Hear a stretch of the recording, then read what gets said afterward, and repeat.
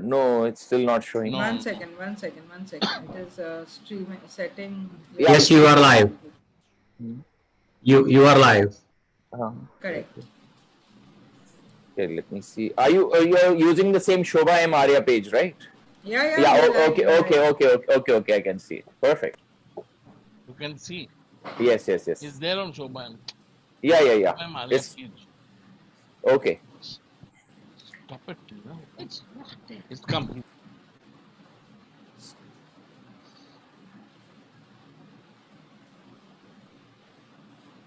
Are we all set? Yes, absolutely. Red, get set, Awesome. go. Welcome once again, all of you. Those of you who are rejoining us for our second episode, thank you so much. And those of you who are joining us for the first time, we welcome you with our open hearts. This is a WOW webinar series, and it has been designed and conceptualized by Shobha Arya. Everybody knows Shobha as being, she's been in the events and lifestyle industry for a very, very long time. Thank you, Shobha, for this awesome idea and conception. Welcome, Umesh, and everybody. A great warm welcome to one and all here. Yes, again, like last episode when I mentioned, I am repeating myself that I am super excited like a 4-year-old because today we have lined up for you the experts and legends of the industry. Each week, Shobha comes up with this idea of making a specific webinar, putting together peoples from all parts of the globes, exceptionally talented, exceptionally experienced people. And today's topic, as you all know, is business and development. So, WOW Events and Lifestyle is now digital, and Shobha has been conducting events since the past 15 years. She's made her name with lots of efforts and integrity. She's also a spiritual catalyst, a coach, and a guide for many. And in her own unique ways, she always intends to bring smiles and creates a positive aura. So it feels really awesome to be among such shining, positive people. Uh, this is a new journey for all of us, and I guess this we are amongst the very few who are able to experience and enjoy this awesome journey. So Shobha also conducts Thank virtual you. party. Yes, and Shobha also conducts virtual parties and music and dance events and DJ nights. So great going. This is our second episode. Like I mentioned to you, Excellent. this is going to focus on business and development. Also, at this time, now allow me to bring on stage in front of you a friend to all. Some of you may know him as a top-notch travel agent, others as an ace wedding planner. He is a board member with several organizations who has used his broad reach and global network to help the Sindhi community and provide many social services. Yes, ladies and gentlemen, I'm talking of none other than the one and only Mr. Pradeep Gidwani. Pradeep, welcome on the show, on the webinar. See, this is my almost my 1300th show that I'm hosting, and I'm still used to saying show. Welcome to the webinar, Pradeep. It's a real pleasure. You're mute. Yes, Pradeep. Yeah, thank you so much, really, for this honor. And of Mhm. course, we have been having a lovely journey together, both of us, Mhm. going around the world, traveling to Uganda, traveling to Hong Kong, to Singapore, all Yes. together with for the shows that I have been taking you. And you know that we really, Mhm. instead of, in fact, we create a family and we go abroad and create Mhm. an entertainment team for the weddings which take place over there. But really, thank you so much and have a lovely, enjoy your webinar today, all of you. And I think it's a very, very inspiring webinar, and you all will enjoy it. Thank you so much. Thanks so much, Pradeep. And yes, now that you mentioned it, excellent. Yes, so everybody, I forgot to introduce myself. I'm Umesh Firwani. I'm going to be your host, and I'm going to moderate the entire session here today. And I am a professional MC, and actor, and author. And I've done over 1,300 shows all across the globe in 35 countries. Thanks to Pradeep, I have been to several continents where, for events that Pradeep has been a part of, and he's pushed my profile to get ahead as an MC in all these countries. And thanks to Pradeep that I've been able to establish an NRI contact abroad, overseas. So great, everybody. We are also at this point acknowledging the selfless and helpful efforts of Tina, who is Pradeep's daughter. She's done a great job selflessly helping and making sure things go smoothly. Also, Isha Arya, who is Shobha Arya's daughter, she's also put in a lot of effort and made sure that things as you all know that webinar of this magnitude is not easy to put together with all these great names who have allowed us the honor of hosting them in our webinar. So we needed a whole team to be with us, and also Shweta Ferwani, my wife, who's put in a lot of efforts to make this possible. So before I get our stars on board who have already joined in, I'm going to very quickly allow you to get the best out of this webinar. For that, a few rules of engagement to for everybody's benefit. That is, since I'd like to confess that we are a little new to this digital platform, and we are trying our best to overcome any hiccups. We ask you to forgive us in case there is a little few hiccups that we face along the way. It's a learning experience. And secondly, questions can be addressed to our esteemed speakers via the chat or via your Facebook live feed. They will be addressed to them once they have finished speaking. Once all speakers have finished speaking, we are going to address your questions to them, and we'll leave the floor open to questions and answers. So I'm sure all of you are super excited with what lies ahead. And without taking any more time, let's start this very anticipated event, which has a kaleidoscope of renowned names in business and entrepreneurship. Our theme for this webinar, like I mentioned, once again, for those who are just coming in, business and rebooting after COVID. So, ladies and gentlemen, we are now ready, absolutely ready to welcome our esteemed speakers for the evening. And they are Mr. Manoj Gursahani. Manoj, can you say hi to everybody if you're here? Yep. Hi, Manoj.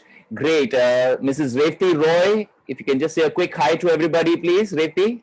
Hi. Thank you so much. And we have Mrs. Sherry Merchant. Sherry.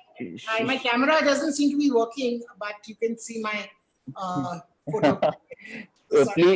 Please try and get that. We'd love to see your glowing face in live video. That's I will join from the phone. No problems. Please do try that. We would love to experience the entire episode with your live presence, please. Thank you so much. Also, Mr. Parminder Chauhan will be joining us from Vancouver, Canada. He's still, I don't think, yet joined us. He'll be with us here in a few minutes. And Mr. Pinakan Pathak joining us from all the way from New Jersey. Pinakan, I can see a wonderful smile. Excellent. If you can just say hi to all our viewers here. Hi, everybody. Good evening. Thanks for having me. Let's have some fun. You're amazing, Umesh. Keep it up. Thank you, sir. The pleasure and honor is all ours. You can see the smile, the 100-watt smile right now. I'm so excited. I have my Good morning, Mr. Pathak, and welcome to Wow, first series. Sherry. Yes, I'm ready to just digest all this wonderful information that all our esteemed speakers bring along with their years and decades of experience.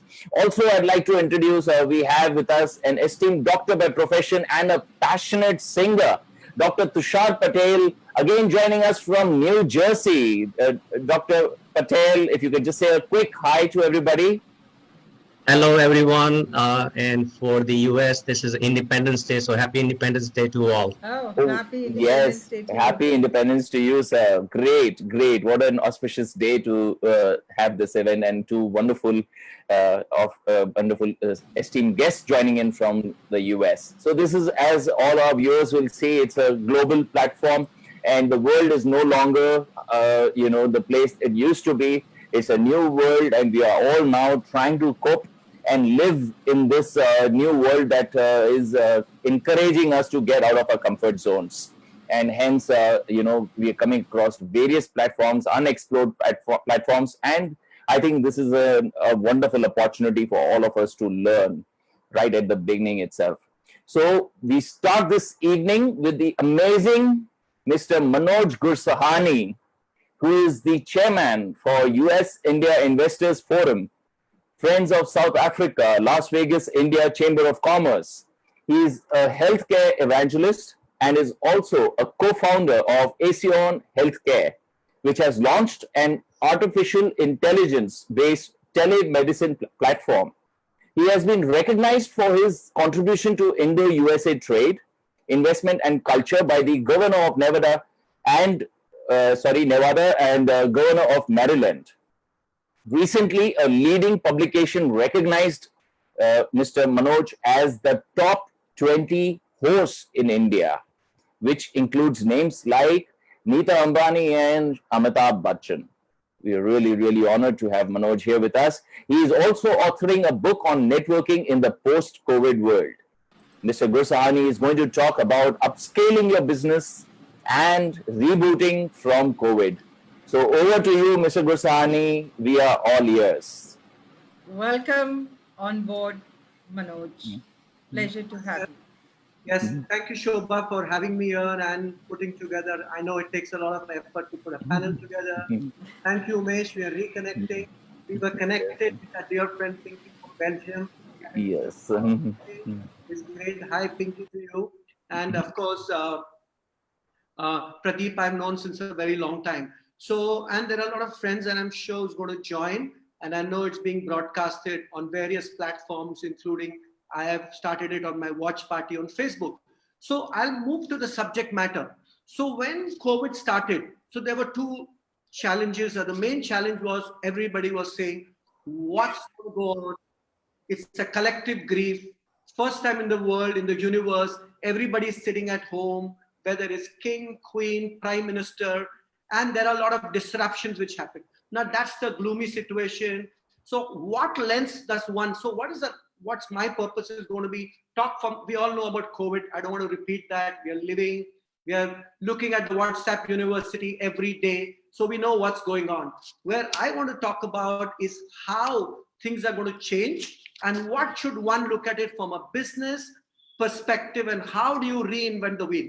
And I always like to share it with the form of a story. And let me talk about, and so let me explain our own thing. I am a co-founder and as Umesh mentioned, a healthcare evangelist of a company called Aesion Healthcare.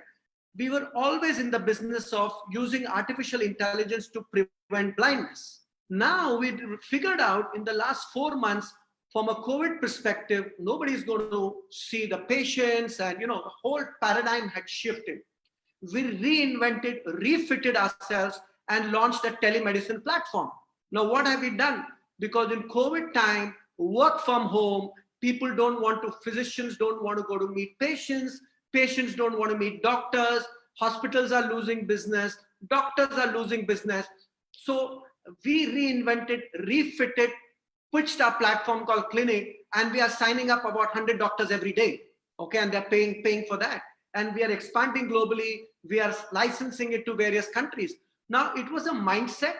The technology was available. We had a team. The healthcare mindset was there. So we reinvented ourselves.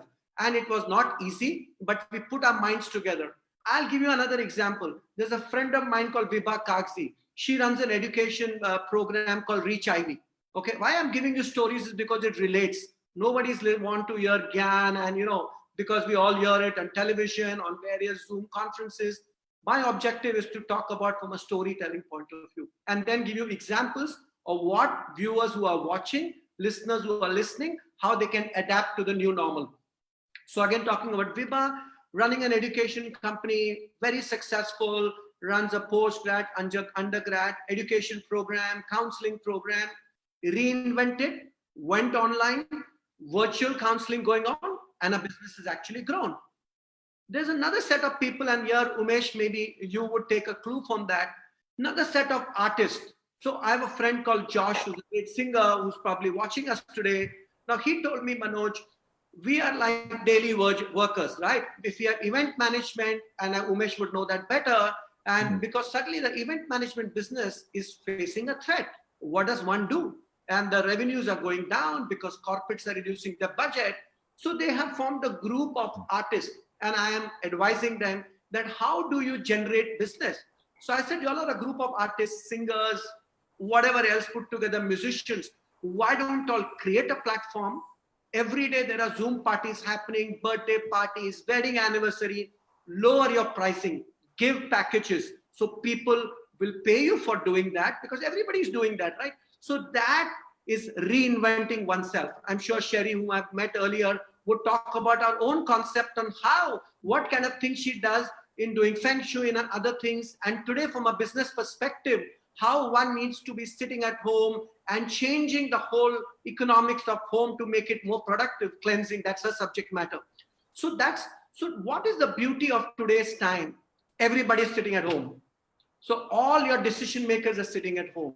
Okay. Now the key is, if you have a network, how to reach out to them. In this case, I feel the lines are blurring. There is no difference between offline and online in one way. The behavior in offline, what you used to do. Let's say we go to a party, we go to a dinner, we go to a social network, you meet people, you connect with them, you remember their names, you follow up, you maintain the social etiquette, you don't spam them by WhatsApp thing. So that's an understanding which those who are matured and understand, carry that with them on the offline world right now while we're digital. So you have to use the same trends. Now, how does it change? LinkedIn, for those professionals. So either you're selling a product or a service. Okay, one thing is very clear in life. Okay, now when you're a product, so go to LinkedIn. Again, what I've realized, people now, I think everybody's becoming a business coach. And if you are, so it's great. But under the business coach, what is your specialty? Are you a spiritual business coach? Are you XYZ? Defined. Because when people are looking out for you, and when they do a search, when they do an analytical search, Google and other engines map you based on your super specialty. Like I'm calling myself a healthcare evangelist. Why? Because I want people to know what a healthcare evangelist is. I can consult companies in artificial intelligence, blockchain, cloud computing, digital transformation, etc. So I want people to find me, whether there are hospitals, others, in my niche. So similar way, you have to, for those coming back to use LinkedIn, sharpen. In fact, today morning, a friend of mine, Gautam Gaglani, who runs a very effective program, had a expert speaker speaking on LinkedIn on how to use LinkedIn effectively. That would have cost a couple of $100. It was given free today for the general public. So there are free programs available. I signed up with a Harvard program yesterday by paying nothing. There are Udemy, there is Coursera. The whole world actually, if you want to reinvent, self-learn, upscale your thing. People tell me your whole day busy, you are doing so many Zoom. I said, yes, because I'm reinventing myself. It is an effort, it's a discipline which you have to, and this is the best time to reinvent, to magnify, and obviously you have to be relevant in today's time. So talking about LinkedIn, so those who have a product or service, please go on LinkedIn, improve your profile if you don't have a profile, and don't spam. Facebook, I always say, is good, but it's good for social. It's good for other things. Insta is good for food bloggers and other aspects. But if you're looking at a serious business platform, it's LinkedIn, my friends, because we're talking, my subject is business, product and service. Go to LinkedIn. There are various global networks available, okay, which I will share later on. And there you can become members of that platform.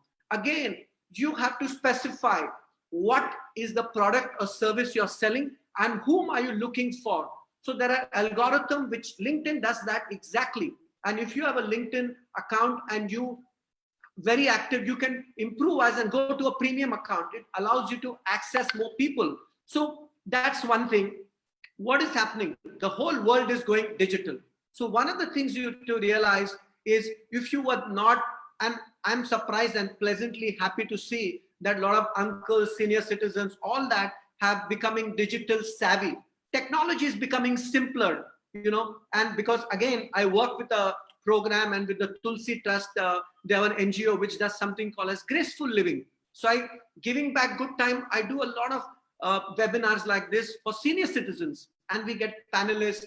So you can also do for those who are doing cause marketing. For those, I'll give another example of my favorite example of Rotary. So while this migration thing was going on, and there was a lot of people, as we know, they didn't have food and all that, our Rotary Club, which I was one of the co-founders, got together, connected with Piramal Foundation, Reliance Foundation. We generated 11 crores and spend money on feeding millions of people. Why did we do that? It was the power of network connecting. So as long as people know you're clear on your objective, so I gave you a social aspect, because some of you all who are from a CSR point of view are raising money. Amplify your cause in the right way, whether it's medical reason, whatever, amplify your cause. And I think that's going to be an important factor. Another way, I think power of connecting. I've always said that, even in LinkedIn and other platforms, don't just spam. Don't just every day say, I am looking for a job or I am looking for this. You have to build a relationship. You have to be a giver. You have to start giving. First is ask, how can I help you? And that has to be coming from your heart. And that is the social ethos if you work with, as we all say, it's in giving that we receive. So culturally, this is a time to give. People have realized first time in their lives, sitting at homes, morally people are growing internally because they are seeing the most powerful people can't help them. Everybody's sitting at their home. We can give advice. I ask people, do you know what's going to happen day after tomorrow? The best brains in the world have no clue. You can talk about epidemiologists, doctors, scientists. They can guess, but nobody has a clue of what's going on. And that's what epidemic and this pandemic has taught us, that we as human beings are great, but also helpless. So the power of connectivity, again, I'm stressing on connectivity because business networking, all that leads with connectivity. When you give, you receive. I'll give you another example. I'm on board, like an advisor to a hospital called Lion Tarachan Bapa Hospital. They were building a cath lab costing 4 crores. Cath lab is where, for those who don't understand the medical terms, it's where your angiography and angioplasty are done. If you go outside and do it, it's a couple of lakhs. So they were looking at a social project, falling short of money. Again, there's a Lions Club building that because I'm part of Rotary, I told them, listen, there is a great cause. Money is going to go for treating poor people. I got a contribution. And when I say I was influential in connecting the dots. They gave a contribution of 2 crores. The cath lab is coming up in the next 3 months. Now that is the power of connecting the dots, networking. It's not only about money. Of course, for those who are on the survival mode and all that, you have to be economically independent. But the same rules apply. Last but not the least, for many people who are looking at jobs, I know furloughs, tourism industry, hospitality industry, many of them have lost jobs and it is very sad. But what can you say? Mar gaye, what do I do? You can't, victim mentality. No, the time is motivate yourself, have a discipline, think positive, believe in the universe, do affirmations, think everything good is going to happen, and think. So if you were doing a job, so let's say an example, if you were in the events business or the travel business, how can you reskill yourself to be in the business? So what is the businesses which are growing? Healthcare is growing big time. Wellness is growing big time because everybody is now thinking of how do I build my immunity system? Okay, people are, mental hygiene is building big time. Food industry, delivery, FMCG. So how can you reinvent yourself to be there? So I talked about the job seeker, reinvent, learn. Online, there is abundance available for businessmen and self-owners. Of course, you start connecting globally with the world within, build your network, whether it's Rotary, Lions, whatever networks you have, connect, give, and I tell you, and also be digitally upgrade. So I will end with 4 things. Today we are talking about ABCD. So if you look at the 10 top richest people in the world and our richest person in India, Mukesh Ambani, what have they grown on? What is Geo platform all about? Those are the trends. It's about usage of artificial intelligence, blockchain, cloud computing, data analytics, big data, and IoT. These are terms you have to listen, understand, try to see what is the role you can play on. Some people have gone, like my nephew has gone into digital marketing in a big way. They are doing digital marketing, social media, all that. So you have to reinvent, you have to use your aptitude, learn, and the whole world, according to me, if you look at it in a positive way, whole world is suddenly your platform. So I would like to end here. I can go on talking. I'm very passionate about the subject. I would love, whenever it's possible, you all to ask me questions on the chat, which Umesh and Shobha will talk about, and happy to take questions whenever it's appropriate. Thank you very much once again for the opportunity, and God bless you. Thank you so much, Manoj. That was really, really awesome. And I am spellbound by all the wonderful ideas that you have shared in such a short amount of time, Manoj. It's really excellent that, we've been honored with your kind presence. And I've always had the opportunity to interact with you socially. This is a complete new avatar of Manoj that I have been able to witness and have the honor of, being a part of today. So thank you, Manoj. You really gave some awesome insights. And like you mentioned that, now because of the post-COVID, we need to come out with from that comfort zone and get into the, idea of trying to do something different. We have to adapt. And that's what humans do best. Right. So there's this wonderful quote that I like to highlight. Chris Grosser said that opportunities don't happen, we create them. So I think that's it highlights every word that you have said has, I'm sure, enriched every person who's been lucky enough to be part of this webinar. Yes. Also, Thank you Mr. so much, Manoj. Thank you so much, Manoj. It was very good hearing you and the insights that you gave. It's really time to go ahead and reinvent yourself by doing a lot of learning on various platforms like you mentioned. It's very important to self-motivate yourself and try to learn as much as possible in whatever micro niche you want to grow. So micro niche is a word, I think, where you need to know your own specialization better. Yes, thank you so much. My pleasure. Brilliant. Excellent. Also, we are joined right now from all the way Vancouver, Canada. Mr. Parminder Chauhan is here with us. He's joining us. So, Mr. Chauhan, if you could just say hi to all our viewers right now, please. Shobha, if you can just unmute Mr. Chauhan.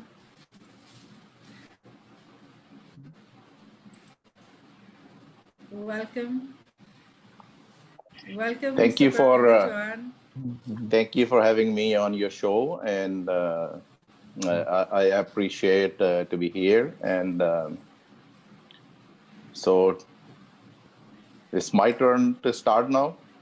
Yes. What is the time in Vancouver now? Mr. It's 5 minutes to 7 o'clock. Good morning. Good Good morning. morning. Good morning. Very good morning to you. So yes, Umesh, I think Yes, let yes. Mr. Chauhan start today.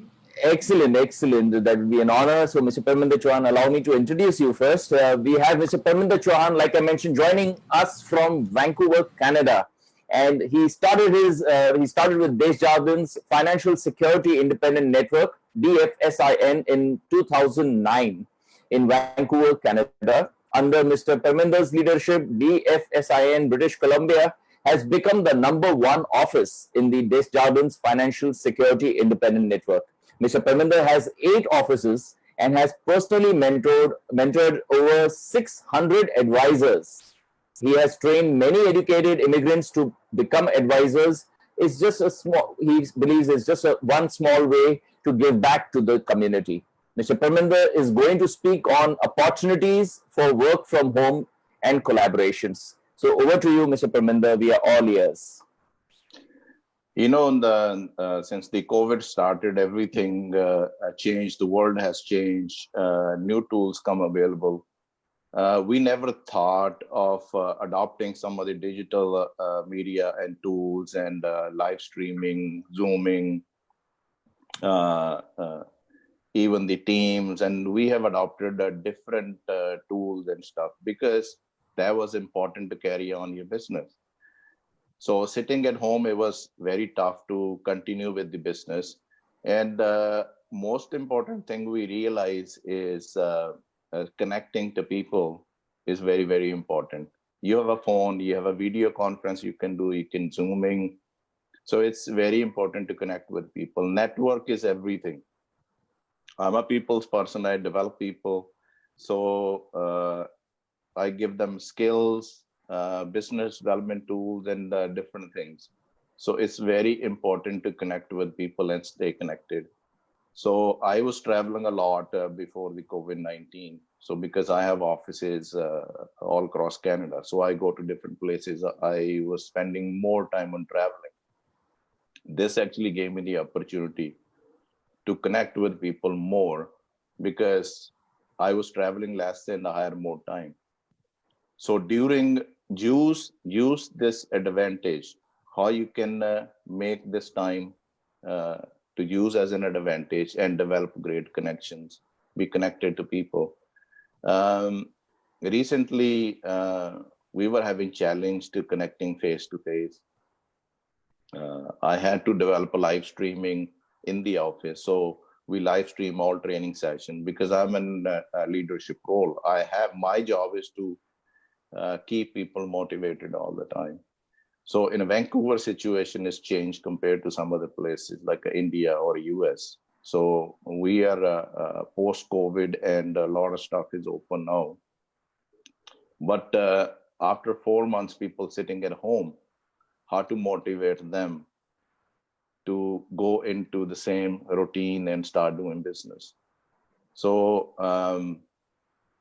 we design motivational tools and promotions and the things we do to motivate people to come out and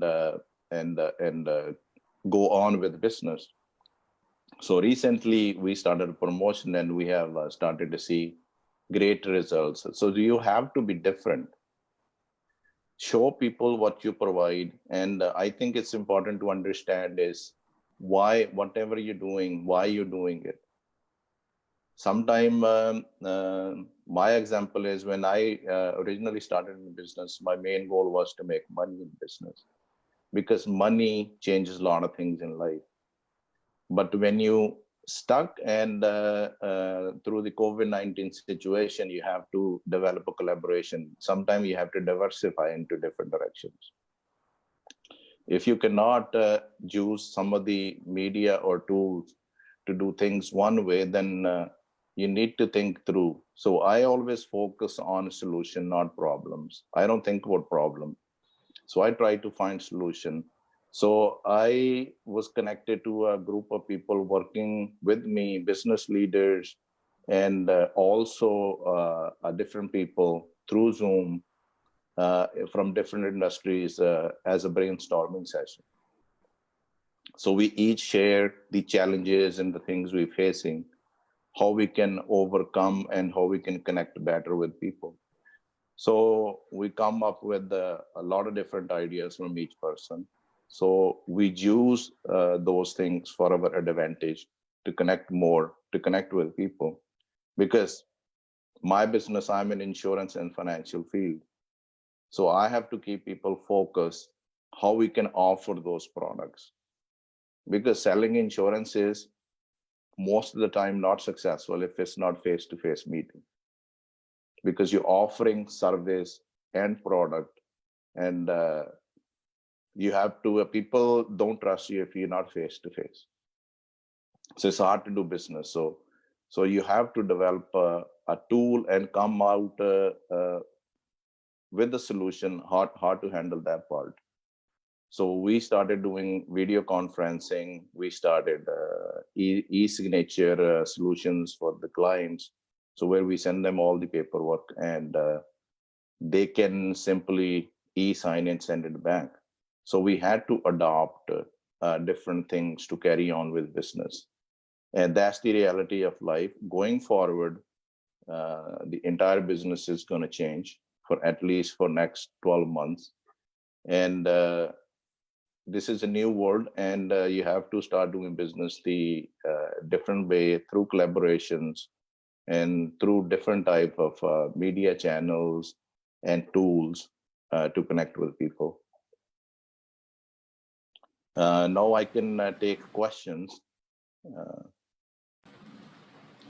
Yes, thank you, Mr. Parmender.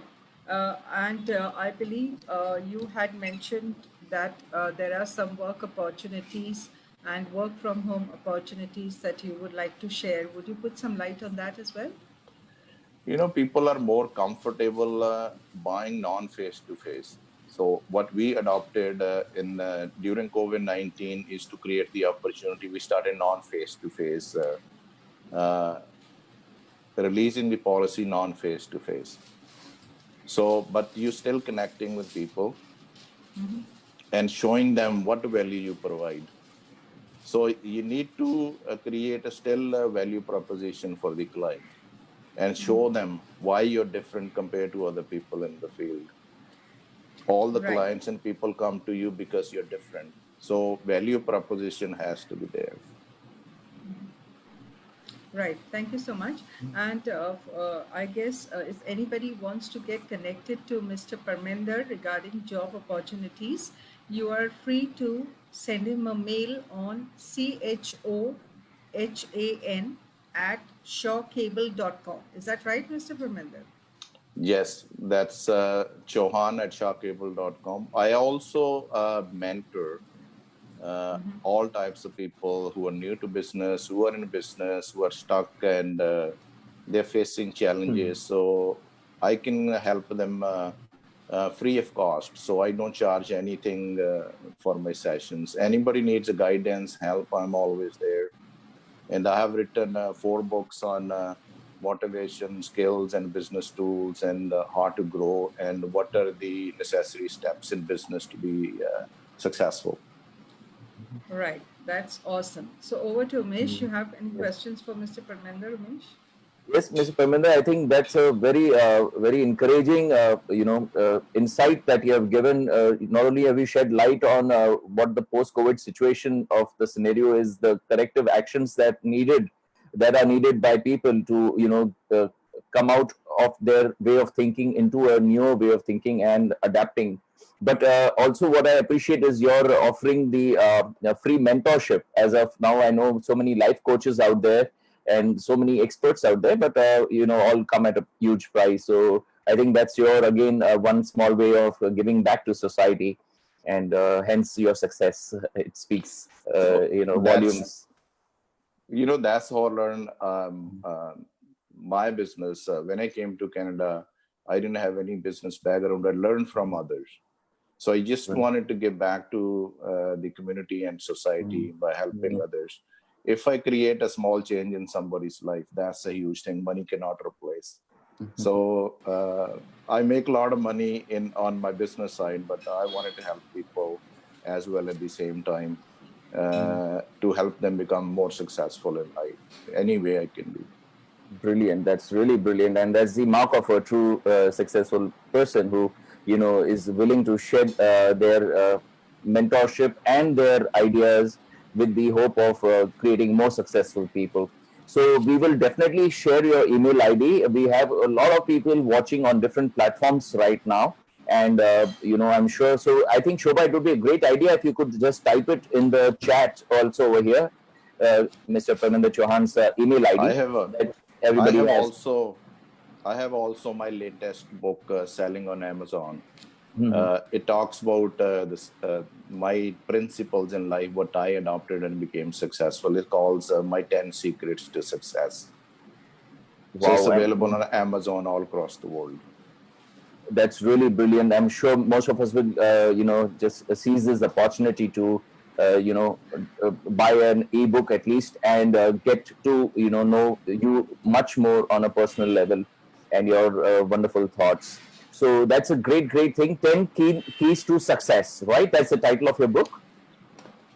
My 10 Secrets to Success. 10 Secrets to Success. Excellent. So those of you who are watching us online right now, Mr. Parminder Chauhan book is available globally on Amazon, and it also is available in the Kindle format. So all of you can have access to that, but that by just purchasing the book and having, I believe a book takes a long time to complete and write, and writer actually, pours his heart out and years of experience, which a reader can just have access to in a few hours. Which I think that's why it's rightly said, books are man's best friend. Also, I'd like to highlight Manoj. I would like to ask you about your book. Your book is also coming out, which you are writing. So please, Yeah, if you my could just. book will be out in another 60 days. Mhm. And here I would, sorry, just one question. I want to add one point. Another level of event management company. Again, I want to welcome. There are two people, Raga and Nicola. They run something called as Speaking Minds. Just to add to that, now Speaking Minds is the one thing where they do events. So they have reinvented themselves, and you can see Raga on live, getting the best speakers in the world globally on the Facebook and other platforms. So all I'm trying to say, again, I'll be sharing my book details whenever it's possible through Shobha and your platform. But I just wanted, just one more thought came in, and I just saw them joining Facebook Live, because again, they are globally accepted, and that can be amplified in the better way. Thank you. That's Right. great. That's really great. Thank you so much. We are really, really super duper excited and inspired. Just it's been some time that this webinar has started, but I can actually feel the vibe of it going to a complete new level. Thanks to those, what I love best about the way Manoj spoke and Mr. Chauhan spoke is that they have packed in a punch with all their thoughts and all their expertise without holding back any information. And that, I think, is a real true bonus for those who are sitting at home in this lovely weather in India right now. In Mumbai, actually, it is raining outside. It's beautiful weather out there. So, like I say, with rains, there's a good combination of a nice cup of hot coffee or tea and, some, like they say, chai pe chacha. So, this is brilliant. This is brilliant food for thought. Thank you so much. And we Thank you are, so much. yes. And Shobha, if you could introduce our next guest to us, please. Right. So our next guest for the evening is Revati Roy. And one second, just give me one moment. Revati, I think most of you know you all, right? Hi, Revati. Hi, can you hear me? Yes, but very low. Your voice is very low. Can you hear me now? Is Yeah, it? much better, much better. All right, so Revati is a Karnataka-born social entrepreneur brought up in Mumbai. Revati Roy has been championing the cause of women empowerment since 2007 when she established Asia's first all-woman taxi service. She did not have money to pay her husband's medical bills, and but in spite of all those hurdles and blocks, she never gave up. She fought all the adversities to pay his loans, and she never gave up in her life. Revati wrestled against the setbacks to find three new startups. Her latest one is Hey Didi, and it's an all-woman delivery service. So let's hear from Revati what motivated her and how is Hey Didi doing in Bombay. Bangalore, we know, is doing very well. So what are your future plans with Hey Didi in Mumbai? Hi, first of all, thank you, Shobha, for having me on the platform. And it was lovely listening to our previous speakers. I think everybody, both of them who spoke, have really enlightened my own views on what can be done ahead for the future. So let me give you a little background about what we do. Okay, so Hey Didi is, and what did I do to start actually? I started way back in 2007 as a cab driver. So I really call myself a cab driver turned entrepreneur. I didn't know when I took the wheels to driving a cab in 2007 to make a living, I didn't think that it would ever turn into a business enterprise where I could probably replicate what I am doing. But well, it happened. And very soon, I started Asia's first women's taxi service called Porsche. Porsche was again a play on Porsche, Porsche. We called ourselves Porsche, Forsche, but we pronounced it as for she, which was for her. And little did we realize that that probably was a gap which existed, where people were actually waiting for such a service to happen. Because once we started and we started talking of women's safety and women drivers and women passengers, so this company was only for women drivers and women passengers. So I had fathers, brothers, husbands who were all extremely delighted that their wives, sisters, daughters, everybody could actually travel by a woman driven cab. And it was actually a no-brainer that this had to succeed, because I mean, how could something like this not succeed?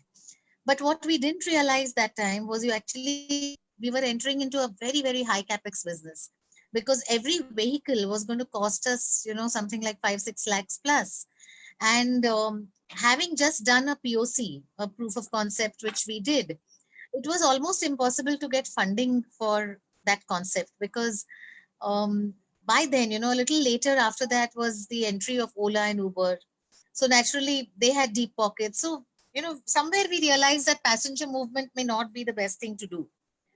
And I remember reading a report by World Bank sometime in 2014, where I was seeing that they kept saying that logistics is the next big thing that is going to hit the industry, hit the world by 2020. It is very uncanny that what they said that time as a business, we did not, I mean, obviously they never said it thinking that COVID would happen.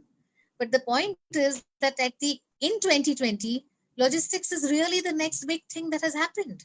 Because in post-COVID times or during COVID times, if there are any businesses which have actually grown exponentially, it has been logistics. Because universally, we as last mile delivery agents have been given the permission to operate from day one of the lockdown.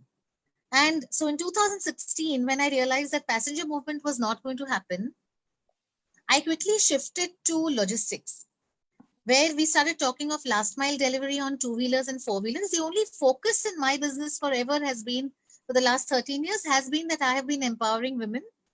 And I'd like to make a very serious clarification here that sometimes when you talk of empowerment of women and you talk of a social enterprise, people tend to think that you are an NGO. I am not an NGO. I'm a completely for-profit company, because I strongly believe that if I don't sustain myself, there is no way that you can sustain anybody else. And if I want to pay my girls, I have to make money first. And that's exactly what we are doing. And I think it's high time that we stop being professional beggars and go out begging for money outside. And I really didn't want to do that. So I had decided that I will do good work. I will empower women. It will be a for women's platform, but we will be a for-profit company. So 2016, when we started, we didn't realize that 2020 was going to be so exponential, such exponential growth for us. And like Manoj was saying about, raising funds for going and giving food, like the Rotary did. I think it was phenomenal what all these organizations and bodies have done. And we were on the other side when we were literally approached by almost everybody to go and deliver this food.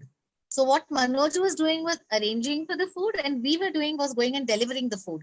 In fact, through COVID times, through the lockdown period, we have delivered almost about 10,000 food packets to migrant labor and other people on an everyday basis. Every day. I don't know how many lakh of food packets that we must have delivered. And it was all done by these girls who came out on the road. And they actually, I call every girl of mine who works with me in Hey Didi is a COVID warrior. I mean, I don't think that they cared what they were doing. They just came out of the house and they said, ma'am, we're here to work. For the first 2 days, I went out and delivered food also. But on the third, fourth day, my zone, my home went on, the place where I stay went on red zone and containment area. So I really couldn't step out at all. But my girls continued. And it's very heartening to know, and I feel very proud to even say this on a platform like that, that normally each of my girls who works for me on four-wheelers, two-wheelers, earn something like north of 15 to 18,000 rupees, and they're all from below poverty line. During COVID times, and even this month, last month in June, about 90% of the girls have earned more than 30,000 rupees. And they are all from the below poverty line. One of them this time has marked 47,000. Awesome, awesome. Just doing deliveries. And you know why? Because they collecting, there's a huge load on e-com right now. Flipkart, Amazon, they're going crazy. We are picking up, my girls are doing 120, 150 deliveries per day, a single day. And that is why they are able to earn this kind of money. Their families are now telling them, "Aap jao kaam pe." Nobody is restricting them from, staying at home now. Everybody is saying, go out and work. And it is so phenomenal. These girls have never seen this kind of money. And today, every month, they are earning 40, 45, 47. I mean, it's crazy. And when I make those payments on my eNet facility, when I click that, I get goose flesh thinking that, wow, this is what we have been able to empower. And I really strongly believe that so we also skill them, because these girls come to me when they know nothing. So I have a skilling center at the back end, and we are a hardcore logistics company in the front end. So at the back end, what I'm doing is I'm skilling them to learn a two-wheeler or a four-wheeler. I have a motor training school. I have a skilling center. So we have a 90-day program where we train them to do everything, whether it's customer interface, everything, how to manage savings, all of that we do. And they're a completely changed human being on the 90th day, because they're out there facing people, taking their two-wheelers, going out, taking their four-wheelers. It's just an amazing journey for me. I mean, I went through a lot of trouble, because there was a time there when in 2005, when my husband went into a comatose state he stayed in a comatose state for 2.5 years. And I had taken some loans to actually look after him, and I couldn't repay those loans. So there were some 4 or 5 people who filed criminal cases against me. I got arrested. I went behind bars. 3 months I was behind bars. I came out, and whatever I have achieved has been after that. I mean, I shouldn't be saying this, but I've been on the cover of Forbes. I've been on the cover of Fortune. I've been awarded by the Prime Minister. So I really feel that, this is what I should say to everybody, that if I can come back and stand on my own feet and create an empire and empower these girls, I think really anybody can. I mean, I don't think there's any way that anybody should say that I cannot do this.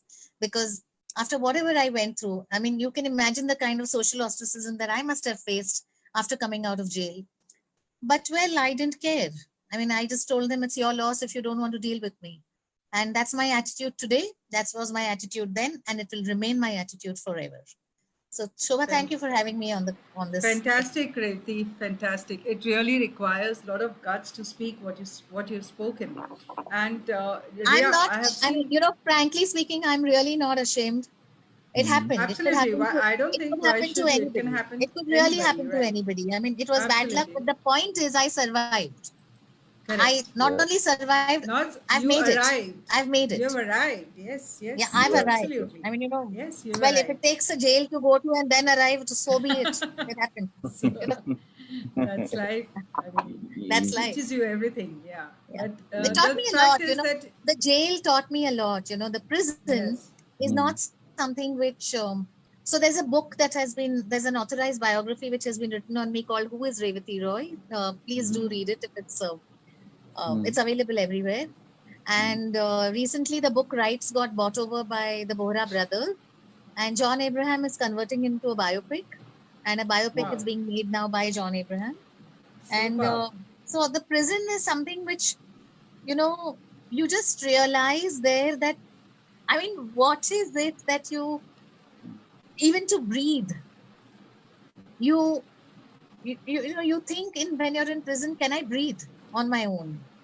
And you take so much for granted, when I came out after 3 months, it was insane, because I just felt, my God, I mean, how much have I taken for granted? How much of freedom of mine have I taken for granted? Exactly what COVID taught us today. We took so much for granted. And I just started Absolutely. feeling, if I when I was walking on the road after coming out of jail, I was just breathing that fresh air. I actually started feeling, oh my God, I'm breathing. I'm walking. I'm walking with no one watching me. I'm walking with no cop behind me. I'm walking with no jailer looking at me. There's no bar. There is no door as a bar. There's no cell. I'm actually walking on the beach. These are the thoughts that came to me, and I started respecting my freedom so much that I was a completely changed human being. I mean, I had 3 boys to bring up. Imagine the kind of social ostracism my children must have faced. But today, all 3 children of mine are very successful entrepreneurs. And people Yes. do not spare you. to show you how bad you must be that you have gone to prison. They don't even know what you have dealt with. And they don't even know who they are. So, people take the liberty of saying, doing whatever the hell they feel like. But if you start minding whatever they say, and the good part was that, I don't know, somewhere God gave me this temperament.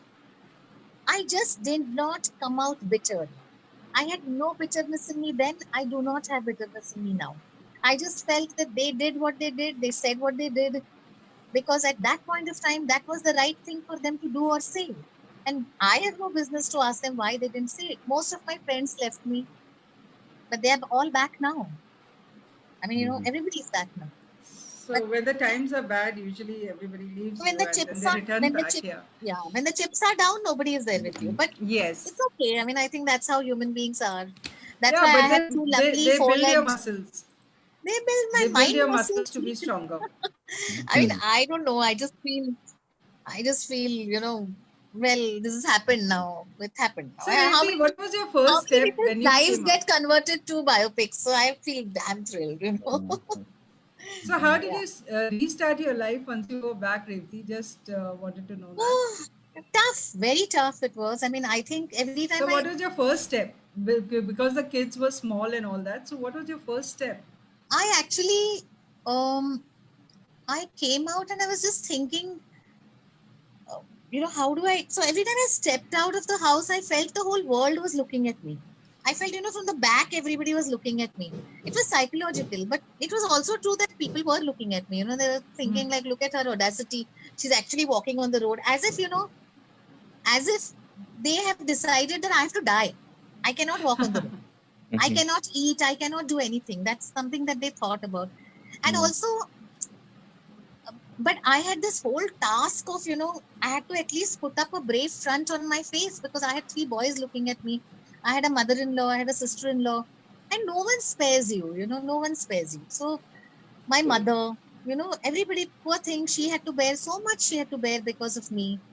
And my children, college. I mean, I remember one of my little one in school when, and somehow it came out in the papers that I had gone to jail and stuff like that.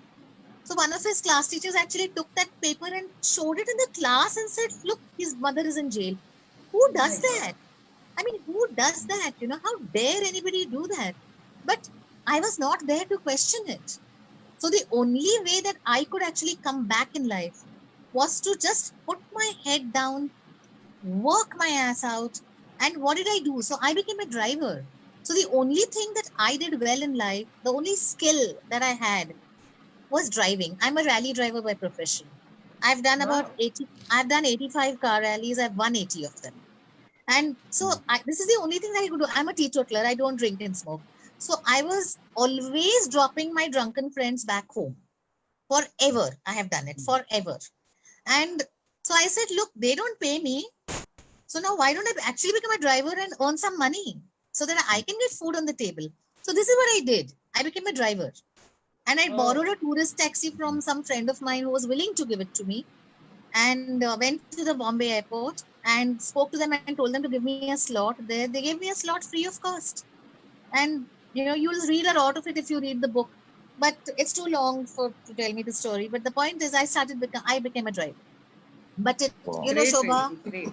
Great. it took me it took a lot of guts. It takes a lot of mental strength to stand there, listen to criticism, listen to people telling you that, look, lady, you're a porn woman. You are Absolutely. not, Absolutely. you don't have the business to tell me that. The courts will prove that. I have been acquitted in all my cases. So you had no business to tell me that. But you did, to put me down. And as if I did something to you. So, people just talk. I mean, I just realized people just talk. I mean, what do you do with people? They're just there. You just ignore. I think I've just learned this great. I have this immense ability to listen from here. I don't even react.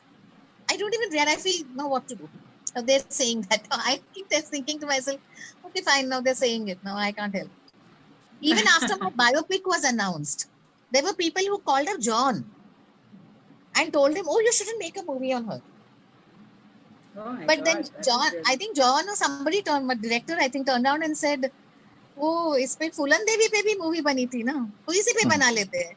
So, you need to learn how to counter it. क्या करें अभी दुनिया ऐसी Awesome, है. Rethi. It really requires guts to survive like this Yeah. and to Yeah. be as strong as you are today. I'm And not really, it's a surviving. big lesson. I'm Arriving, not you surviving. arrived. I'm not surviving. I'm thriving. Yes. Thriving. Yeah, absolutely, absolutely. Agreed. It's Compliments, great. And there's a lot amazing. of learning that people, and especially the women, need to take from you to be strong as you are, and Thank not you. get self motivated. I mean, not get demotivated, and Yeah. you never need to give up in life. You can't So give up. You there can't. are God has given you times, a life. ups and God downs has in given life. you. Yeah, God has Wow. there given are you a life. times. You learn to respect it. Absolutely, And absolutely. you know, there Agree. was not a single moment even when I was in jail, that I ever thought of giving up my life. I just said no. I have to live. I have to go back and do something. I have to change the world. I want to change women's lives, and this is what I did, and I'm doing. I live on transforming women's lives. If I was given 100 crores today to do something else, I would not do it. I would continue doing what I'm doing. Great. So, Revati, Rethi, when do you expect that biopic to come out? It was to have been released in December, but because of COVID, they haven't started shooting still.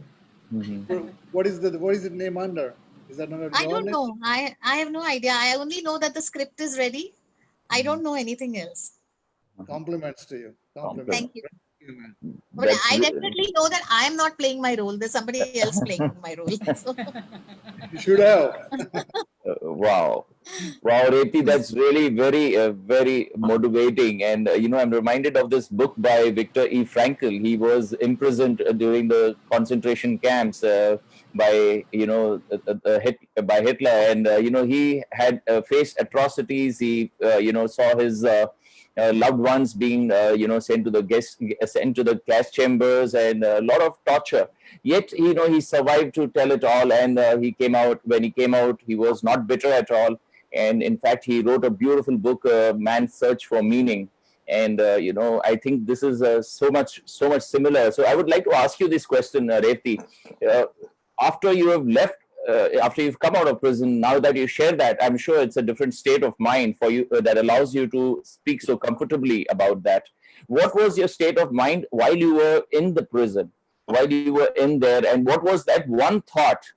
I'm sure that's going to be very encouraging to everyone who's in their own prison right now. We are all somehow, I mean, for a person to come out of a physical jail, I think it's house arrest. yeah, but what about people who are in their own mental prisons of, self-limiting beliefs? That is completely, a prison that you have locked yourself into. So I would like to ask you if you could share that one thought that was prevalent and that kept you going, that allowed you to see through it all and, remain hopeful. so I'm a master's in economics, so I'm quite educated. The one thing that I knew for sure, that I would get bail. I was 100% sure that I will get bail. So I was always looking to, thinking that out तो I will go. Case का क्या होगा मालूम नहीं, but I will go out. And you know what made me do what I'm doing at the present moment? I must share this. So, in jail, there are lots of all kinds of women. There were murder people who had murdered people. There were drug addicts. There were drug peddlers. There were prostitutes. There were white crime. I mean, so many things. You name the crime, they're obviously there in jail. Now, I know for a fact that there were a lot of people. I became their letter writer because I was educated. So they used to all come to me and say, "Aap letter likho hamare liye." So I used to sit there and Marathi, Hindi, whatever they used to tell me, and I used to write their letters. When I used to write the letters, I realized, oh my God, what is the pain they're going through? So there were girls, women who had got bail, and their bail amount was 3,000 rupees, 5,000 rupees. Oh, wow. That nobody came forward to pay. And they were stuck for 2 months, 3 months. And their families why were they not paying it? They said, "Ek muh kam hoga pet bharne ke liye." Let them stay in jail. They are at least getting food. And when I started realizing all this, I realized one thing for sure, that I said, you know what I need to do? One fine morning, I got up and I said, I'm not going to cry. I used to cry a lot when I was in jail. That morning I got up, I remember, and it was as if some kind of enlightenment hit me. I said to myself, over, crying is over now. And I said, I will go out. I will ensure that I set up a skilling center, because this is what I do. I drive. Let me set up a skilling center. Let me train these women, any woman who wants to come and do this. Let me train them to become something, so that with that skill, they will never starve. They will never ever starve. See, today, the girls are earning north of 30,000, 40,000. And all of them are from areas, regions where it's so sad. So this was my one thought, that I will go out one day and I will be able to empowerment. I believe a lot in affirmations, like you spoke about. Lot of affirmations I believe in. Every morning I feel the universe is working towards making me more powerful in transforming more and more lives. I really feel so. I get up with a kick to raring to go. And it's not that I don't get up with a sinking feeling. I do get up sometimes with a sinking feeling, but it goes. It goes very soon. But overall, 99.9999% of the time, I am extremely positive, raring to go. I just want to go out and work. I want to I don't want to just change women's lives, because I know what happened to me when I became a widow. I belong to a very conservative Bengali family. When my husband died he died on January 29th of 2007. And Bengalis have a system of, changing into white clothes and staying like that for 40 days. So I was locked up in the room, and I had decided I would do nothing. Um, and I was listening to some horrible bhajans and stuff like that. And a friend of mine came from the US and he gave me a book. It was a book on Swami Vivekananda. I do read a lot. And he said, Ye pad lena. I said, padhungi. And I was really not interested. But I read that book. I started reading. And I was on page 26 of that book. It's a must read for everybody. Autobiography of Swami Vivekananda. And I was on page 26 of that book. And there's a graphic representation of Swami Vivekananda sitting under a tree. There's a young blind boy who's sitting in front of Swami Vivekananda, and he says, that blind boy asks Swamiji, he says, Swamiji, is there anything worse than losing your eyesight? And Swamiji turns around to him and says, yes, my son, losing your vision is worse than losing your eyesight. Wow. I just shut the book and I said, my late husband Siddharth was my eyesight. But what I am wanting to do of transforming lives is my vision. But that was only half the battle won, because I belong to a very conservative family. And there were loads of relatives who had come from Calcutta to actually condole with us. And I called my mother-in-law and I said to her, I said, I need to step out.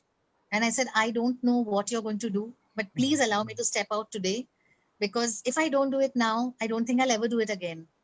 And my mother-in-law, uneducated, never been to school, no technical education, she held my hand and she said, you must go. And she said, only on one condition. At that point of time, I was willing to listen to any condition that she was going to put on me. And you know what she said? She said, I want you to change back to colored clothes. I don't ever want to see you in white clothes. And she said, the reason is that I do not want my grandchildren to get up every day in the morning and remember that they don't have a father. And you, from this moment, will play the role of a mother and father, and you will step out and you will never look back. And I decided that moment that I will not let this emotional sacrifice that she has made of losing her own child and yet allowing me to step out of the house, I did not want to let it go waste. And I attribute every single moment of mine, of my success today, to that lady who allowed me to step out in spite of me being not her daughter. I was her daughter-in-law. And she said, just go. We will take care of everything that is needed to be done at home. Your children will be looked after. I just stepped out. I've never looked back since then. I mean, I don't think I have any business to disrespect what she has done for me. I really don't think I have any business to do that. Today we are on the global platform. I have been recognized by Hillary Clinton. I have been recognized by Michelle Obama. I've been recognized by the Prime Minister of our country. It's not the awards I have got. I've also got a WOW award. So it's not about the awards that I have got, but the point is that it's a validation that I did something right. And it's a validation that somebody out there supported me. It was the universe which supported me. I very strongly believe in that. Wow, that's really, really inspiring. Thank you so much. Thank you so much, Reti ji, for your wonderful, inspiring words. You have motivated a lot of souls today. Thank you again. So, after that very inspiring and motivational, sharing of Revti ji, I think it's time for us now to welcome our next wonderful guest, who's an esteemed doctor by profession and a passionate singer. So I think, yes, we do need some wonderful melodious sounds right now to accompany the awesome rains outside. And Dr. Tushar Patel from New Jersey joining us. Dr. Tushar is a passionate singer and a physician by profession. That's a very, very difficult combination to find. Either you find doctors who are completely immersed in, surgery and, medicine, or you find the creative minds. And here you have a person that is enjoying both those wonderful talents. He has performed in many programs in New Jersey and New York areas. He hosts a TV show called Shame Gana on every Friday on Indus TV. He also has his own medical talk show called Med Talk, where he invites experts to discuss current topics to benefit viewers. And Dr. Tushar is here to lighten the mood with his melodious voice and a few songs. Over to you, Dr. Tushar. Thank you so much, Umesh, for that wonderful introduction. First of all, I would like to congratulate Shobha, Arya, and wonderful team of WOW Digital Entertainment for hosting this wonderful webinar. I can't thank enough Umesh for the wonderful emceeing the event, Manoj, Parminder, and Revati. Absolutely inspiring story about women empowerment. I think you should do your own movie without waiting for anyone else. You can do it. So let's hear the two classic Bollywood romantic songs.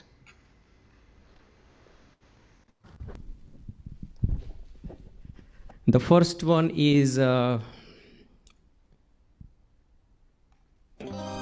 जो तुमको हो पसंद.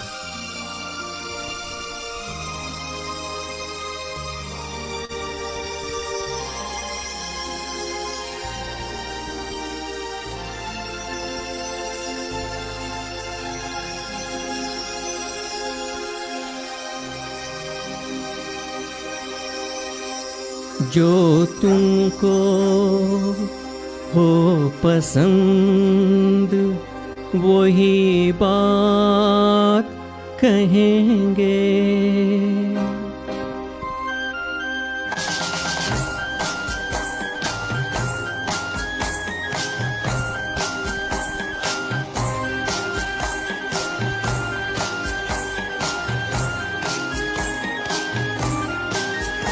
जो तुमको हो पसंद वही बात कहेंगे. जो तुमको हो पसंद वही बात कहेंगे. तुम दिन को अगर रात कहो रात कहेंगे. जो तुमको हो पसंद वही बात कहेंगे.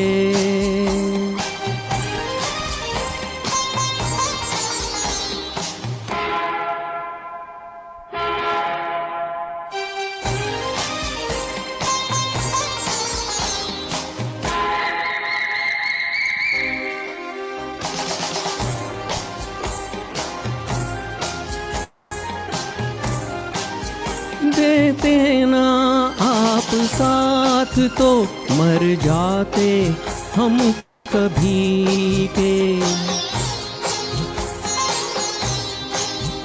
देते ना आप साथ तो मर जाते हम कभी के. पूरे हुए हैं आपसे अरमान जिंदगी के, हम जिंदगी को आपकी, हम जिंदगी को आपकी, हम जिंदगी को आपकी सौगात कहेंगे। तुम दिन को अगर रात कहो रात कहेंगे, जो तुमको हो पसंद वही बात कहेंगे। Thank you. And the next song will be from Yashodas ji.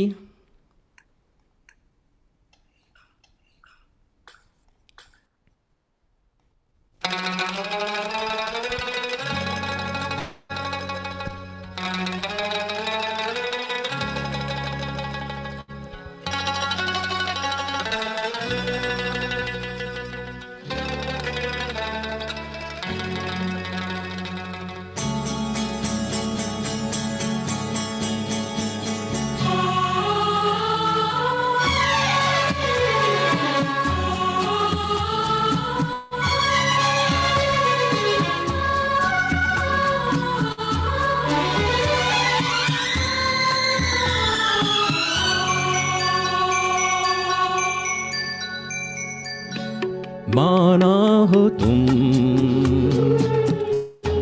बेहद हसी, ऐसे बुरे हम भी नहीं। माना हो तुम बेहद हसी, ऐसे बुरे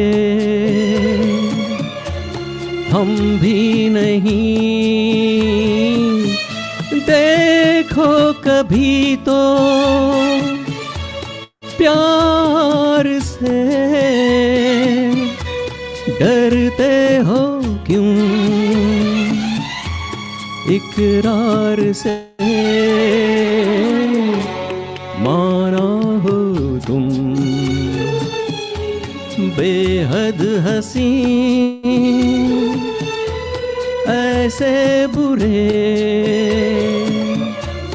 हम भी नहीं।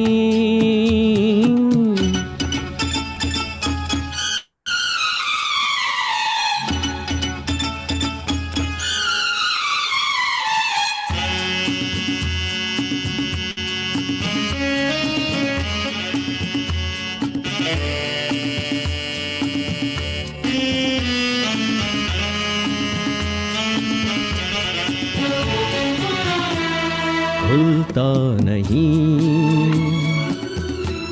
कुछ दिलरुबा, तुम हमसे खुश हो या हो खफा। तिरछी नजर तीखी अदा, लगते हो क्यों बेजार से। देखो कभी तो प्यार से, डरते हो क्यों इकरार से। माना हो तुम बेहद हसी, ऐसे बुरे हम भी नहीं। Thank you. Absolutely beautiful, brilliant. Thank you so much, Dr. Tushar, for sharing with us your melodious voice. I could actually see everybody just going into a trance, hearing your beautiful, beautiful voice. Thank you. Thank you. Thank you. That was really very much needed. Thank you very much once again, Doctor. And now, once again, we are ready to move back to seriousness with a smile. we are now ready to have insights of yet another wonderful, I would call him a legend and a very, very gifted person. We are really, really proud to have him on board with us, joining us once again from New Jersey. We have Mr. Pinakin Pathak with us, and Mr. Pinakin established OHM International Inc. in 1986 for import and distribution of natural stone product, currently having operations in almost 25 states with 9 warehouses. He also supplies sinks, quartz, sealant products. His website is www.ohmintl.com. He also established Omre in 2016 for import and distribution of wine and liquor. Mr. Pinakin is going to speak on product export and distribution in the USA as well as warehousing in USA. So two very, very deep topics coming up. Over to you, Mr. Pathak. Thank you, Umesh, for the beautiful introduction. And thank you for the panel and the Shobha, and a special many thanks to Lara Shah, who introduced us to this team. Wonderful. Tushar and I are buddies. We sing together. And thank you and welcome on board, Mr. Pathak. Thank you. Appreciate it. And I think Umesh gave me a little brief background about how I started with very little money and grew into the business with about 100 employees, 9 warehouses around the country. And I realized one thing, that if you really want to grow the business in this country, you have to have your own warehousing and distribution system. And apparently import and export between India and USA is on the rise right now, because especially what's happening with China and what US is looking towards India as a secondary source. And India has a good potential, good manpower, and it can really achieve a big target in there. And there are lots of data available in India itself, where you could go into the Department of Commerce and find the tons of item being imported from India to USA.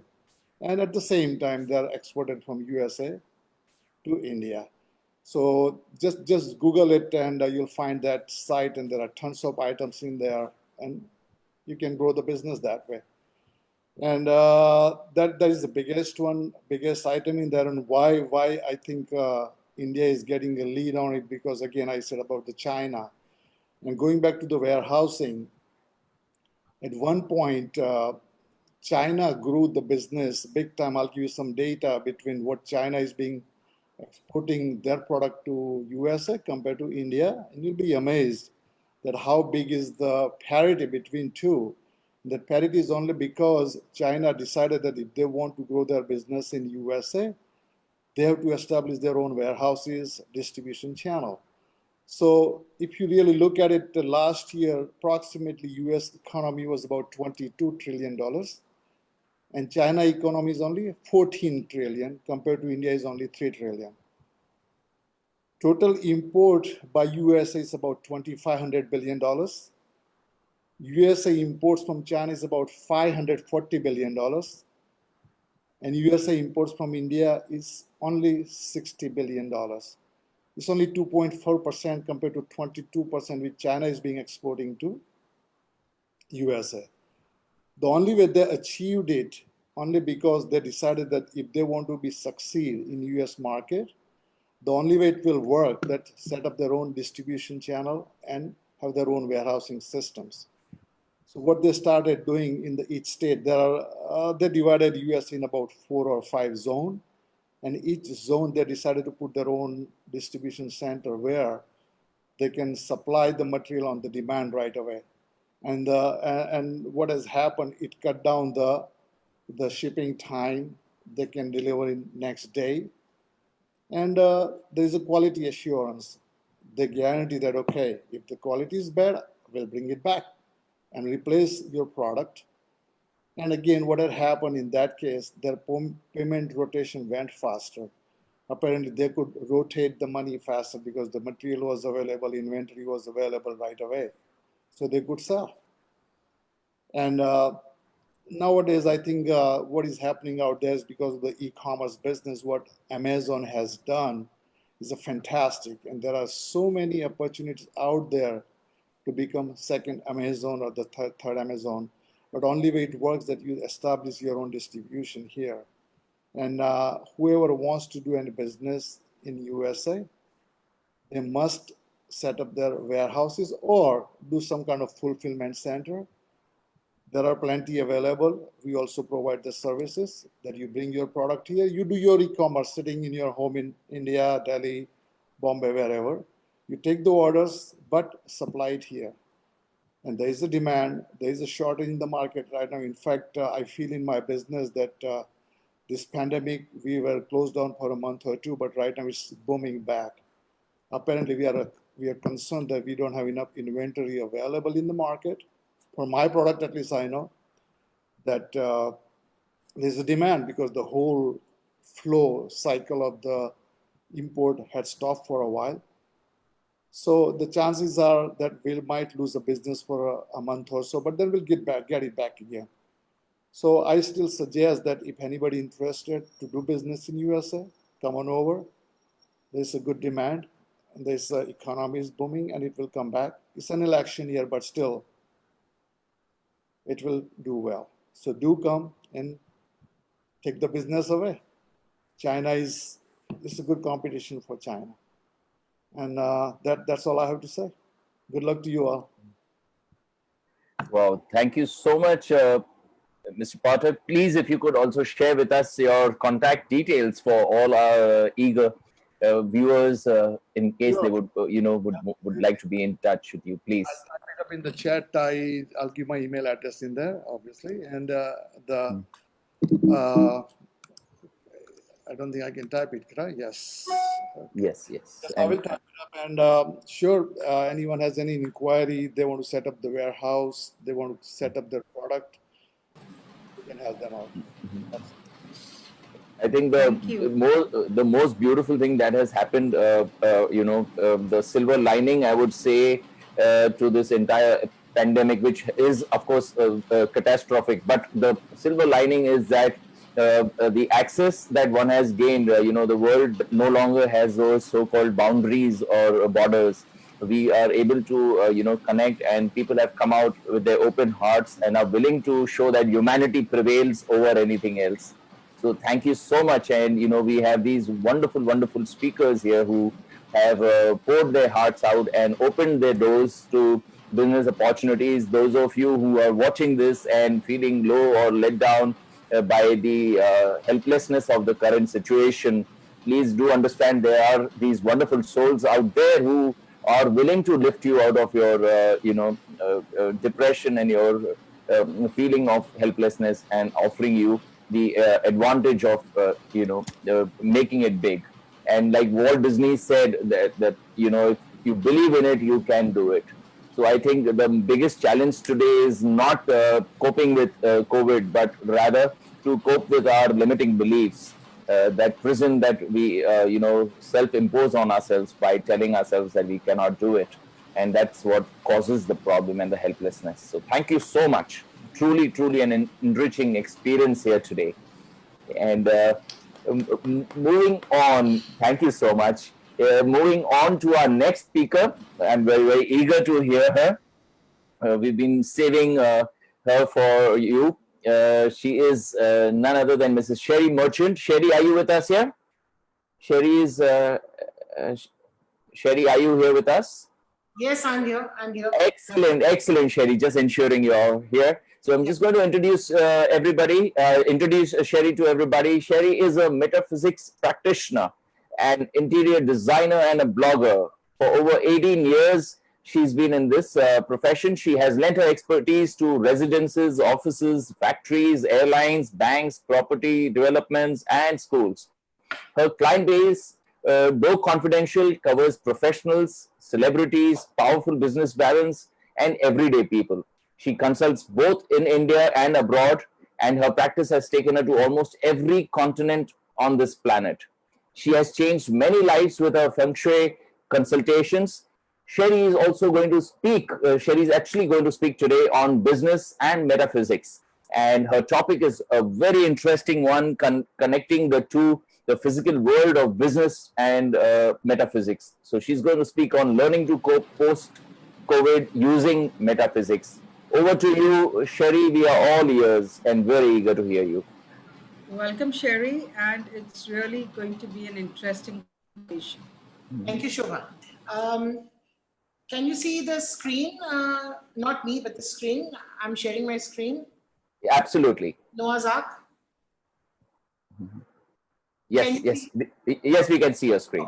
So actually, I don't even know what I'm doing here, but a lot of the things that I have actually thought of saying, and people have already said it before. So I guess we're all on the same page. The pandemic has come. We did not expect such a thing to happen. And now what are we going to do? How are we going to optimize and make the best of a bad situation?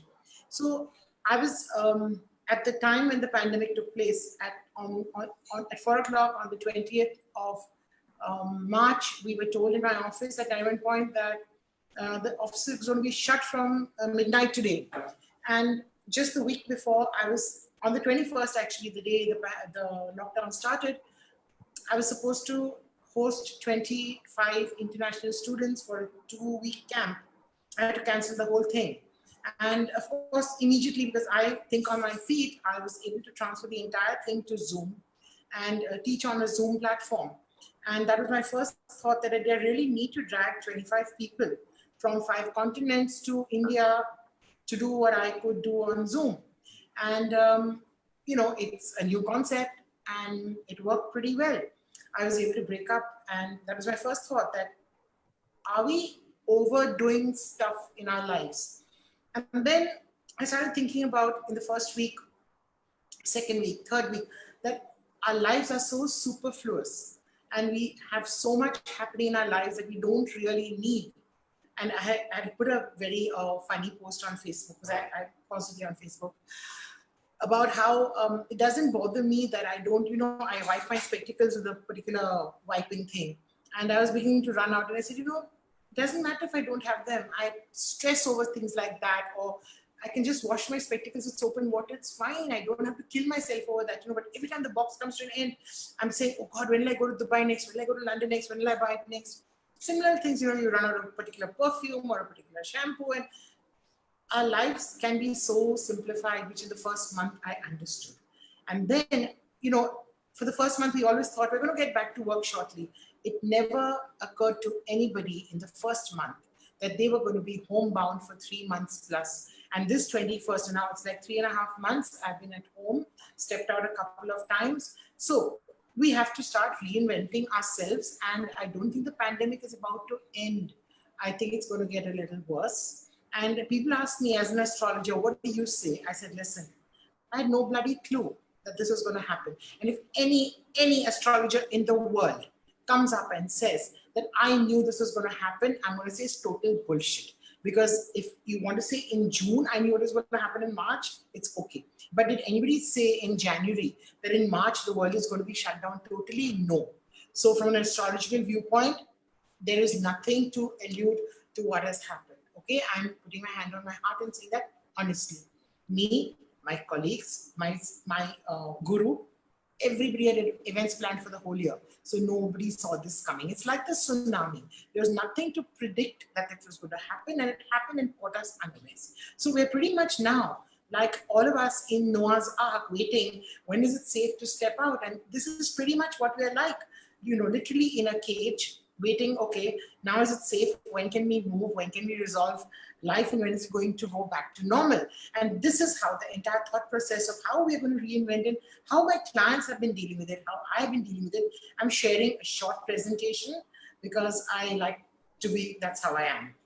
So using metaphysics. So I was asked, okay, you'll know at the end of the talk what kind of person I am. That's why I like Revati very much. I was told to say, don't say feng shui because it's Chinese. Listen, are you going to stop eating Chinese food?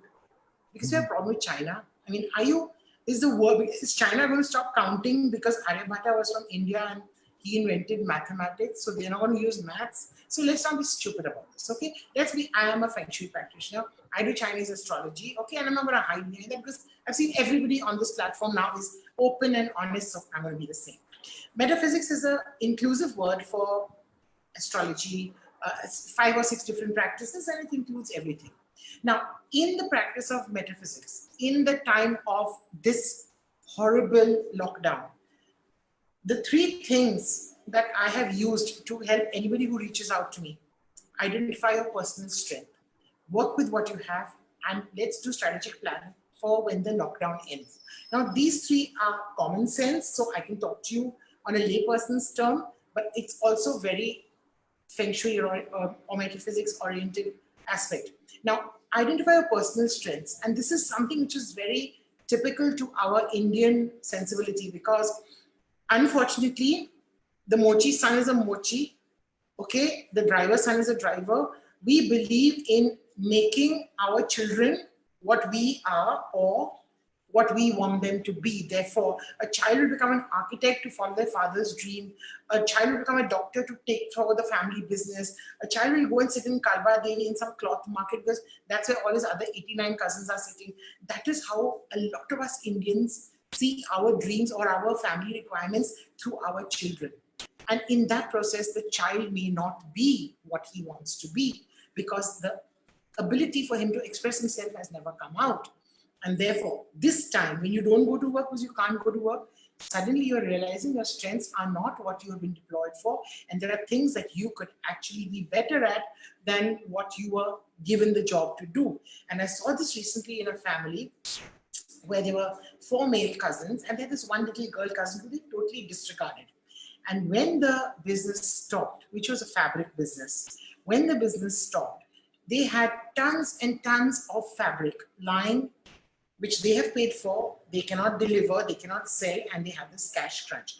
And this girl, I think she's 23 years old, waiting to get married, went online, started a business where she was selling fabric to online on YouTube.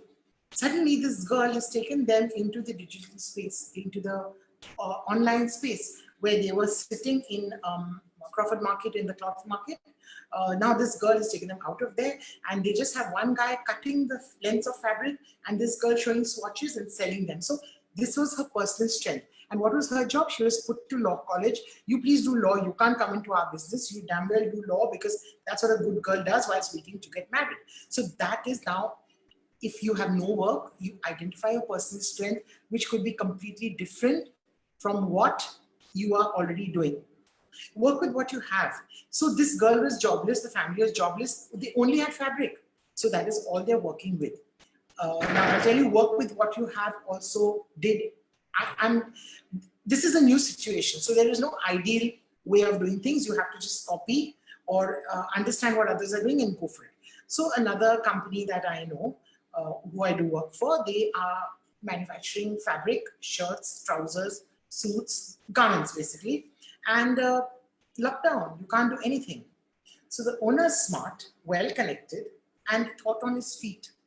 He said, I'm going to manufacture PP, whatever those garments are, the suits that you wear to prevent. And he converted entire business from doing his normal business. He got exception. You get you can get a dispensation where you can carry on your activity based on the fact that you're doing an essential service. And he said, I'm making those hazard suits.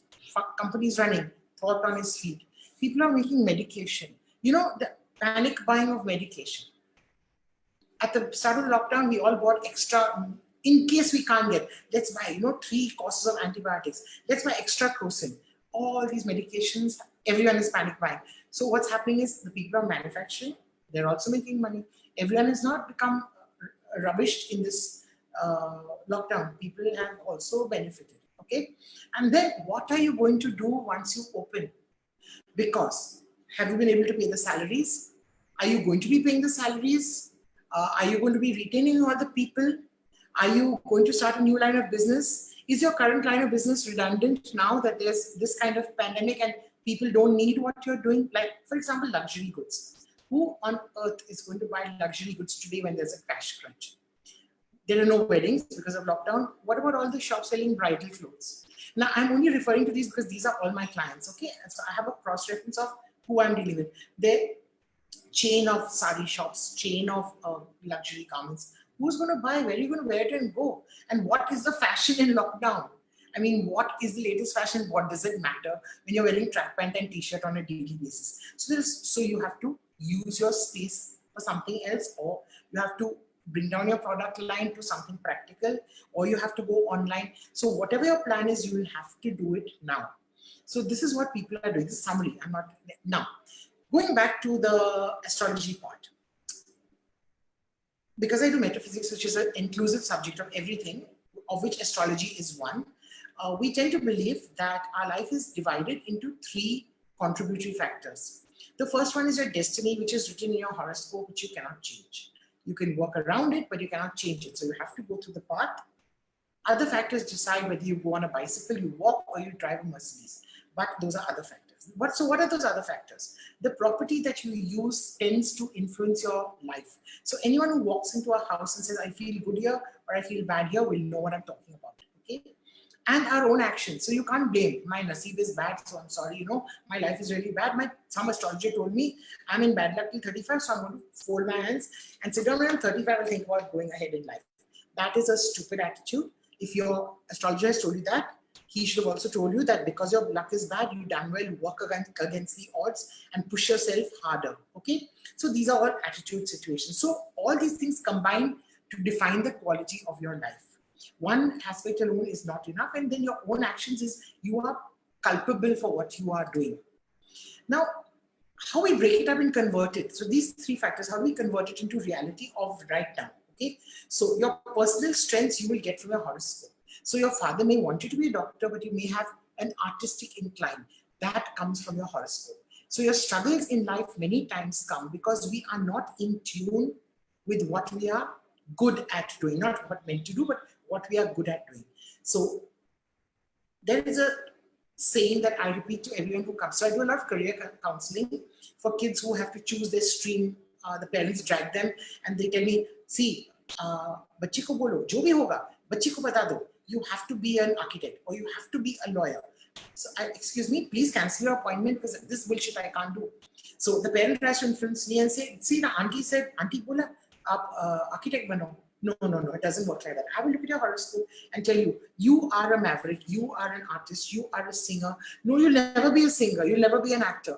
So your horoscope will then tell you what you can be, what are your strengths, what are your weaknesses. And it's good to choose a job along those lines because if you love what you do, you're never going to work a day in your life. My story is that I love what I do and I go to work with joy in my heart. It's hard to drag me home from work. I love what I do.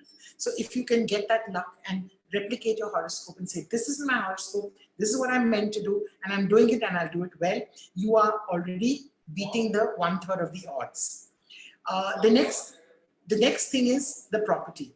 Everyone's property can be fixed and there is potential for everyone to improve their luck from their property. Okay. Now, if your luck is bad, your property luck is bound to be bad because in your bad luck, you have chosen or you have landed up at a negative property. You can always fix your property. And in this situation, what am I fixing for the people? I'm looking after their health, if they come, health, and luck. Luck of the kind like you get from a lottery. There are 10 kinds of luck in a horoscope. I'm trying to fix the luck in your house, in your horoscope. That is lottery luck. Because what we're going through is unforeseen times. And the last thing is, what are you going to do next? And that I can help you. You can decide what to do. I can tell you when to do it. This is a good month. This is a bad one. Do it now. Don't do it now. That's my skill. That's what I do. That's my business. Okay. How much can all of this help you? It can help you as much as you want it to be helped. Definitely within the first 2 weeks, you will see some shift. And over 6 months, you will definitely realize that you're no longer struggling with what you used to struggle before. Now, I'm not selling myself. This is my topic and I'm talking about it. And I'm trying to tell you in the pandemic what you should do. So in metaphysics, we aim. What is the aim? Is to create a stream of money that will never stop. And that is what keeps you safe. So today, who are the people who have not had a problem to buy rice or to buy groceries? It's the people who basically have savings. What is your goal? Your goal should be financial goals. Okay, it's not a relationship. It's financial goal should be that I have enough money to create a revenue stream of income were my existing business to fail. So you never have to worry in your life again about finance. That is your aim, or that should be your aim. And all the time in this last 3.5 months, I'm telling everyone, forget what you want to do. Let's just fix it so that you never have to worry about finances again. That, when you have money, a lot of problems don't go away, but your capacity to deal with them definitely is easy. You don't have to worry about how much money you have to pay the doctor. You just pay it. You don't have to worry if the person is charging you 80 rupees for tomato instead of 40 rupees. That's not your conversation, because you have the 80 rupees now covered. So that is the situation of financial comfort and cushioning that you want to create. That is what I'm working towards using metaphysics. And can you do it? Yes. You can very, very easily, efficiently do it. Now, there are two types of income that you talk about. One is where you're working for money on a day-to-day basis and you're living from month to month. The second type is when your money is working for you. So when you have invested and you're lucky enough to have, say, rental income, some mutual funds which haven't gone down the drain, some money in a fixed deposit. If you're a good Parsi, you don't move out a fixed deposit. So each one has their own system of investing money, and that investment gives them an income. And as you get older, the return from investment will start increasing compared to your revenue income. That is the healthy way. Till you reach a stage where what your investments are giving you is now more than what you're earning, so you can retire. That is your aim, should be one's aim. Okay, and this is what we want, to reach a situation where money is working for you. Now, in metaphysics, of course, we prefer the second type. You don't want you to be a slave. You want to be able to relax, put your feet up and say, okay, every month I get a check, I get some money in my account, I swipe my card and life is good. Okay, now this is how you have to start. Effort has to be made today. You're getting a pay cut, you have no income, you have to budget. These are the 3 standard steps. Advice I have to give everybody. I take it now myself. I never took it before. Budget, save, and plan for retirement. Now, these things have to be ruthless. If you're earning 100 rupees, whether you're spending 90 or 100 won't matter. That 10 that you save tomorrow is going to be a big influence for you. Now, do you have the, there are a lot of people who say, I earn a lot of money, but I cannot save it. Now, that is a bullshit excuse, because earning actually is luck, which you can't control most of the time, but saving is a conscious decision. Did you need to buy that last Louis Vuitton handbag? Did you actually need to spend on a 5-star hotel when a 4-star hotel could have been enough? Did you need to travel business class over economy? You have to take those calls, and whatever money you can save, that is saving. The money that you spent beyond what you can afford, because one famous guy, trying to get his name, said that you first save and what is left you spend. Mostly what we do, we spend and what is left we save. You have to reverse that trend consciously, because now we are understanding that there can be situations in life where without warning, something will hit us. We are not prepared. Next time we should not be caught napping. Now in metaphysics, people actually have that luck or don't have that luck in their destiny chart. So you see 2 brothers in the same house, mind you, same business. One has more savings than the other because one's luck is more than the other. So if you don't have that luck, what to do? A metaphysics astrologer can tell you, this is how you can save. There are 10 elements in everybody's chart. In everybody's destiny, there are 10 aspects. And you could be weak in some, you could be strong in some. How to create the balance, an astrologer, a good astrologer can tell you, look, with you, you don't need to work. You need to delegate. With you, you need to work yourself. You cannot delegate. You need to follow the straight and narrow path. You cannot bullshit. You can do anything crooked and you'll get away with it. These things all can be identified in the horoscope. And once you start going with that luck, you will find that your money situation will automatically start improving. Okay, now you can say, you don't have to be, the rule is you don't have to be poor for life. Pandemic or not, you can always find a way. Now, whatever works the best for you. Do you think working 9 to 5 is the best way to make money? Is hard work the best way to make money? No, it is smart work. So you have to figure out what is your kind of luck. Do you make, so it can come from 5 sources. It can come from friends, partners, siblings, working collectively in a joint family. It can come by children or being artistic, and you can be an artist, you can be a painter, you can be a lawyer, you can be somebody who speaks by themselves. You can do it by investing or through your wife. You can do it by being straight and narrow. I'm the respectable person, I will only follow the rules, okay, or via your husband. These are, it just breaks up into these 5 categories. Or you can inherit from your parents and you can be lazy, comes in the same category. So you have to figure out in your horoscope what works for you. Okay, once you figure that out, and who will help you? Somebody like me, any astrologer. I'm not saying go to Chinese astrologer, go to Vedic astrologer, go to Western astrologer. Figure out what is your money path in your chart, and that is the way you will find out how to make money correct. Okay.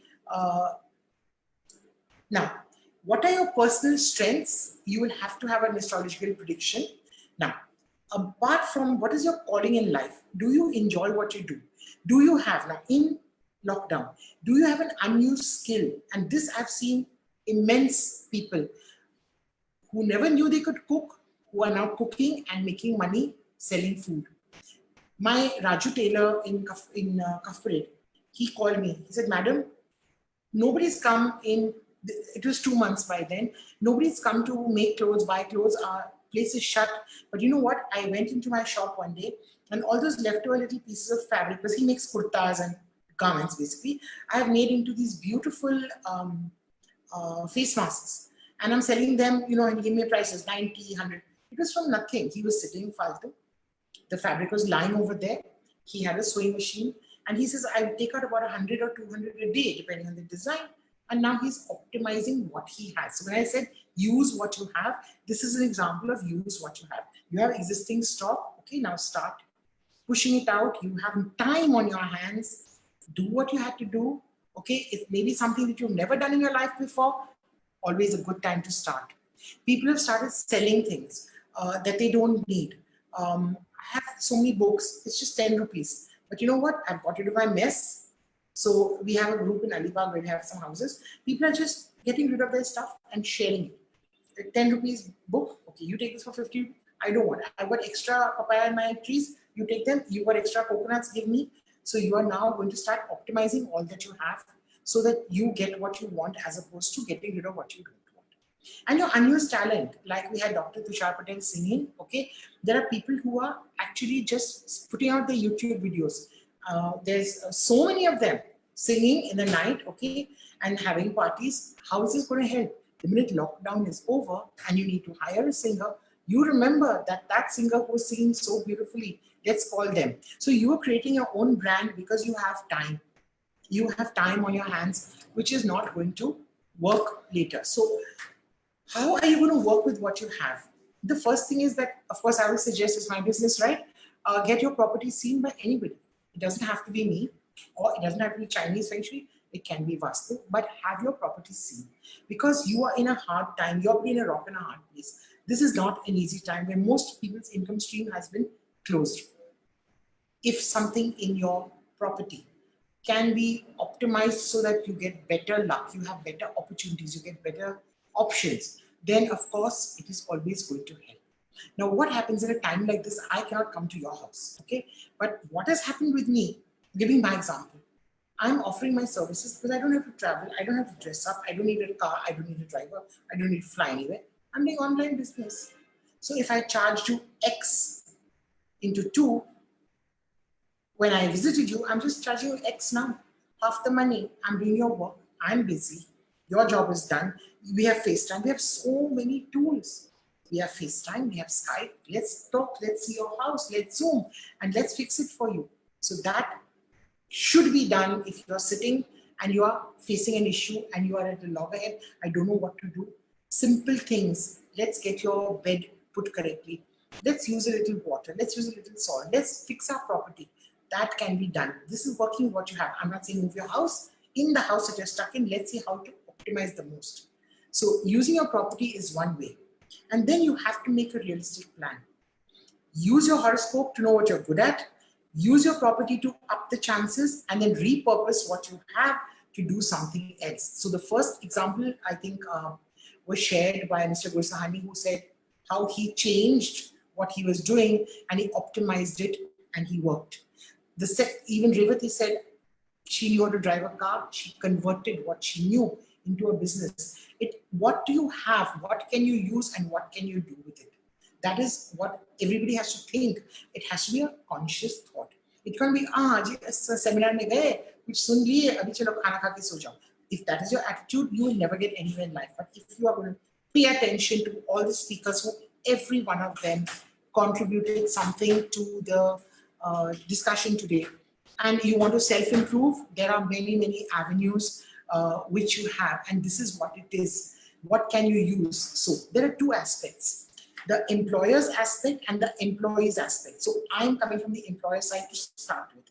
Okay. The first thing is you realize when you have your own business that you can manage with so much less. First thing. Second thing, many people now realize they do not need a physical office and you can actually work from home, save the rent, save your transport, save the time. I'm working from home. I don't have to drive 45 minutes going and coming. I've saved an hour and a half there. I can do yoga. I can go to the club. I can do something else. Being short-staffed, many businesses I know have sacked people because those people were not required. They were not fulfilling any job. They were actually 3 people to do 1 job. So you knocked out 2. So this is how, when you're actually hands-on, you've let your business slide because you're so busy looking at other things. Now you don't have a choice. You have to look into everything yourself. Legitimately, you can get rid of all the people. And there are so many other options. What are those other options? You can actually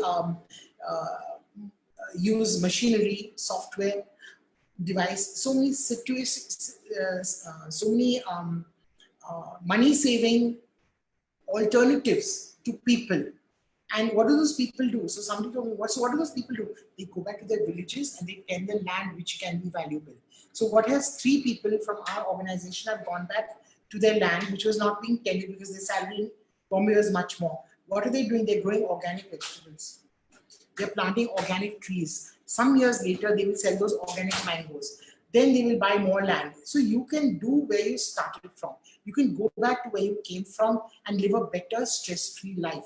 You don't have to do karkasar, going 2 hours in the train, going 2 hours back. No, live in your home. Save that time, save that money and reduce your expenses, because after the pandemic is over, it's all about how are you going to survive.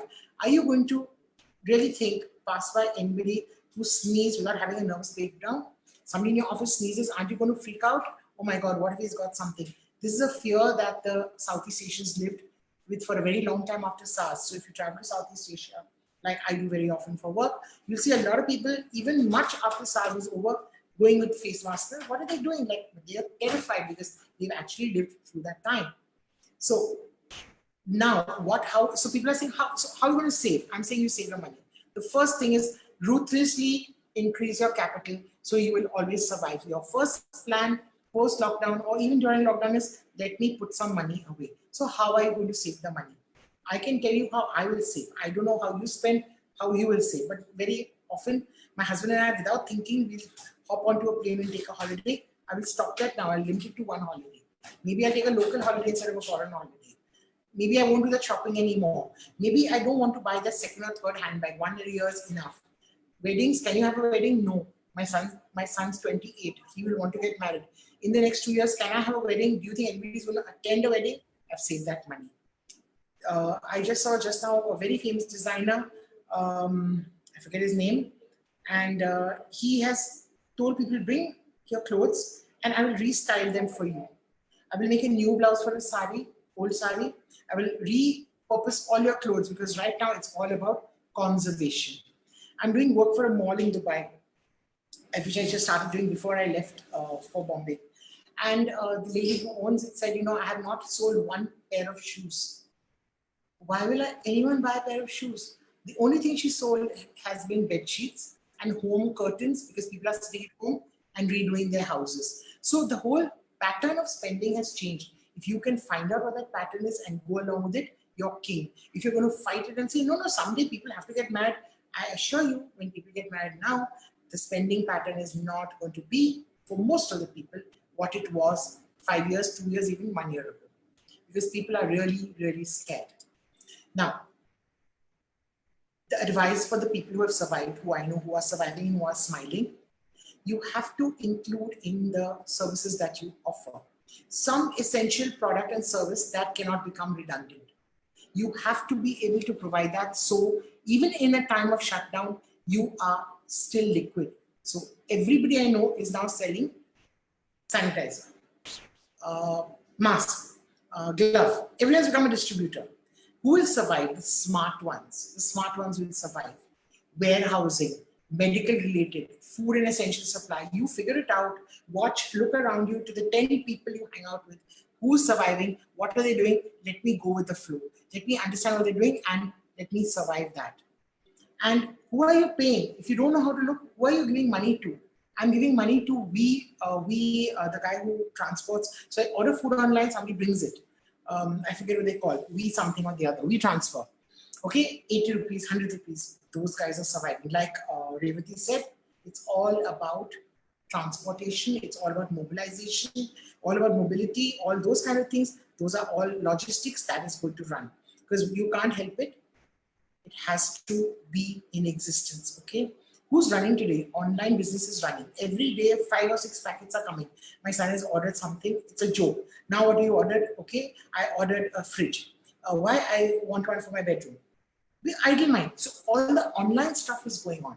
So if you are in logistics, online will never stop. One knows that despite anything. So whoever you're paying, make a list of who you're paying. Those are all the businesses that are running. Simple way to look at it. And the other thing, when you are going back to work, if you're running a business, from the employer's viewpoint, this is what we have done in my husband's business. Replace manpower with machinery. What has happened is this entire wave of migrant labor. And how many Mumbaikars, we are in Mumbai, right? How many Mumbaikars are actually working in Mumbai? We are employing people who are maybe 50, 60, in our company, 90% from other states, migrant labor, who panicked and ran back home the moment this thing happened. We begged them, we pleaded with them, we gave them doctor, food, accommodation, extra money. They were just too panicked. They just ran, and that was the end of it. So my son said, I'm going to start converting everything to machine so that I never have to beg a worker to work for me after I'm willing to pay him double. I don't want to be in that situation again. This is the employer's viewpoint, not the employee's viewpoint. Okay, so now we are trying to see everything that one man can do, 4 men can do, one machine is doing. 10 men can do, one machine is doing. So now result is that machine has no temper, machine has no tantrum, machine cannot mooch around. Only human beings can do that back to you, however kind you may be to them. Our experience may not be everyone else's, but you have to now switch to dependency on things that you can control as opposed to things like people who you can't control. Another thing you should be going towards is explore new software. Reduce the workload of the staff by giving them whatever tools you can. Okay, so that in each your business, it is typical to your business, it is something that only you can figure out how much software can replace a person. Okay, and bring it to the bare minimum. So now once you've reduced the number of people, you realize you also reduce the requirement of office space. So if you have 10 accountants and now you have 2 replacing them because you just added some fancy software, you need space for 2, not for 10. You don't need that office, you rent it out, that's one more passive income. So it's a domino effect, it's a mindset. This is how you're preparing, or the advice that I'm not a business person, I'm not a lifestyle guru, I'm not an advisor. I'm just telling you what I've been observing, picking up and putting together to share, okay? Because these are all my metaphysics clients. Now, if you're an employee, which is the other viewpoint, okay, the other side of the fence, I think most of the guys here are people who employ people, but yes, there are people for employee, which is what I also understand from the employer's viewpoint. Who are the guys who are going to survive and stay with us? So the first thing is, as an employee, you have to make yourself indispensable. So you cannot be replaced by a software. You have to be the guy who's the boss says, I don't care who you sack, this guy stays. You have to make yourself indispensable. So how do you do that? You have to justify your existence by going above and beyond your outlined duties. You have to go that one step ahead. Sorry, boss, I can do this. Don't worry, I'll take care of it. I want that guy. I don't want the guy to say, I don't want to keep the guy who says, ये मेरा काम नहीं है, मैं तो नहीं करने वाला हूँ. ये मेरे employment letter में नहीं था. that guy now will see the door for the first, he's the first guy at the door. Okay. Now, as an employee, don't make an unrealistic demand. When you have no turnover, if your employer says 10% cut, it's better you damn well suck it up and take the 10% cut than to show attitude and have your job taken away from you. Today, when a company shuts down, there is no choice. There's no money to pay, you won't get paid. So the best way to do it is learn a new skill in case your industry collapses. Who knows the future? Who ever thought Kodak would close down? Who ever thought that? Who ever thought Nokia? Does Nokia sell a phone? Who has a Nokia phone today? Okay, you never know when you are going to close down or the industry you're working for suddenly becomes redundant. So if you learn a new skill that is not your known skill, you are preparing yourself for a better future, and you are in a situation where things can get better for you if there was another epidemic, tsunami, pandemic, SARS, whatever. So if you are an employee, this is how you will survive the storm. Now, the other things already somebody has mentioned, learn online. Everything is free. You can go to Harvard, you can go to Coursera, anywhere. Learn something. It's all free and it's top quality information. And even when you have to pay, it's hardly anything. So my husband took a guitar class. He took a Gita class. Somebody I know did a online MBA. There are hundreds of things you can learn. Sherry, sorry to interrupt you, Sherry. I think the thing is that we are running out of time on our this thing, and yeah. Thank you so much for sharing those. Yes. Okay.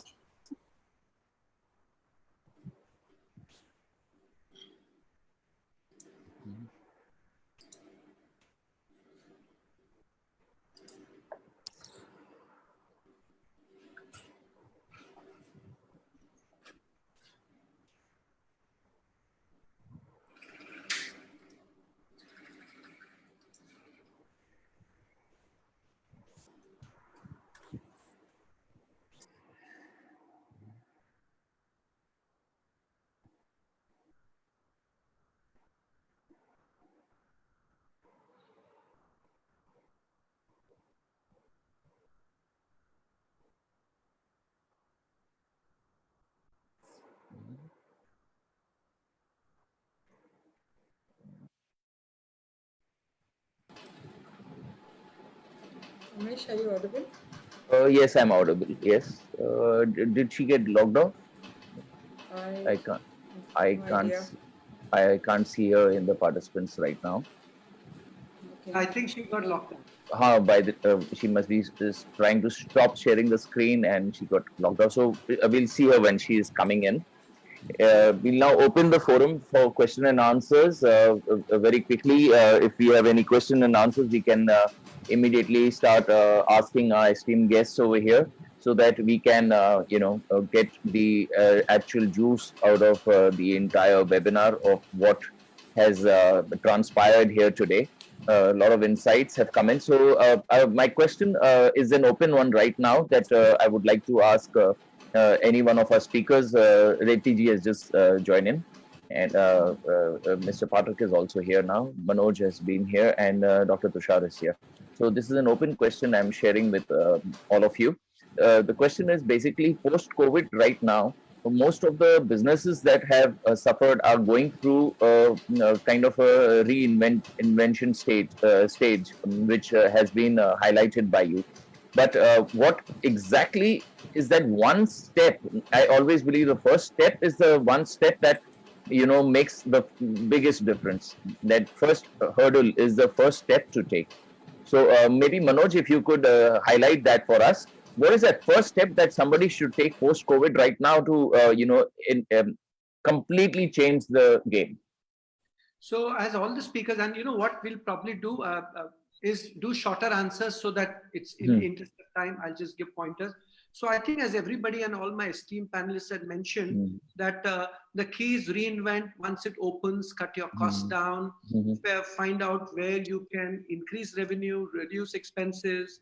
Many offices globally and India, even smaller businesses are going to require less space, work from home is going to becoming more frequent even after COVID is gone, because people have realized So I guess all of us, and as Sherry mentioned, is how do we reinvent, look at what are the options, what are the value add additions you can add so that you retain that customer. So I think those are the repetitive points, but those are relevant, and stay positive. Excellent, excellent, Manoj. That was a very concise and a very to the point answer. Thank you so much. We also have Mr. Pathak here with us. Mr. Pathak, my question to you is: what is the possible state of collaborations for individuals from India right now? Most of our audience is right now from India. So, Yes. what is that one little tip that you can share with our viewers right now that will enable them to take the next step towards collaborations? You mentioned that you are open to helping out individuals who are seeking this, but what is the first step that they would be required to do? What would you recommend? So what I shared my email address on the chat, and apparently they can write me their requirement or their what they want to present here, and I can definitely answer them. It's a huge field, starting for the e-commerce and distribution. So any question they do have, they can ask me, and I can respond that. Absolutely. Any particular services or skill sets that would be required to be able to begin a business like this? If you are in the production, if you produce anything, just let us know what you want to sell. That's all you need. And the setup, most of the majority of the export house or the manufacturer are in India. They're selling it to USA, but the things are changing. So now what they need to do, instead of selling into container loads, they need to bring into here in some distribution center, and just what I do in my granite in the wine business, just unload it, repack it, and ship it to their clients. And apparently I do have some input from the textile people from Delhi area, because they realize that, and some small furnitures, because there are so many stores here, they want your warehouse here to sell the product. And once you have it, it's very easy for them to e-commerce. They sell it from there, but sell it from ship it from here. I have a trucking business. Also, I have about 28 trucks, so distribution will be very easy for me. I have 9 warehouses around the country. That helps. Excellent. So, Thank Mr. you. Pathak, one more question I have here is what is the demand and supply? What is the need of the hour that we can supply from here to you, to there? And what is the demand there? So, what are the industries that can kind of work on that? And how can US is a huge industry, and apparently any consumer goods you can sell it here, which is easier without any prior approval. I mean, the pharmaceutical is a huge industry now, but probably the FDA requirements and the licensing takes a whole lot of time. And you can start with any small product, but there's demand for everything. Anything and anything you can awesome. sell. Everything you can sell. Awesome, awesome. Yeah, yeah. Thanks so much. Very And good. Manoj, one question to you, Manoj, very quickly. You also spoke about big data being the next big thing that is capturing people's attention. And I think even pre-COVID, big data had already, gotten into most of the youngsters' minds, and most people.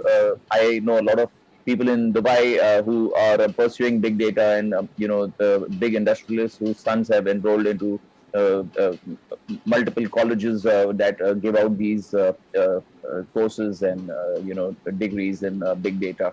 So my question to you is now again, if I say big data, of course I do know maybe a fraction, a percentage of what big data actually is.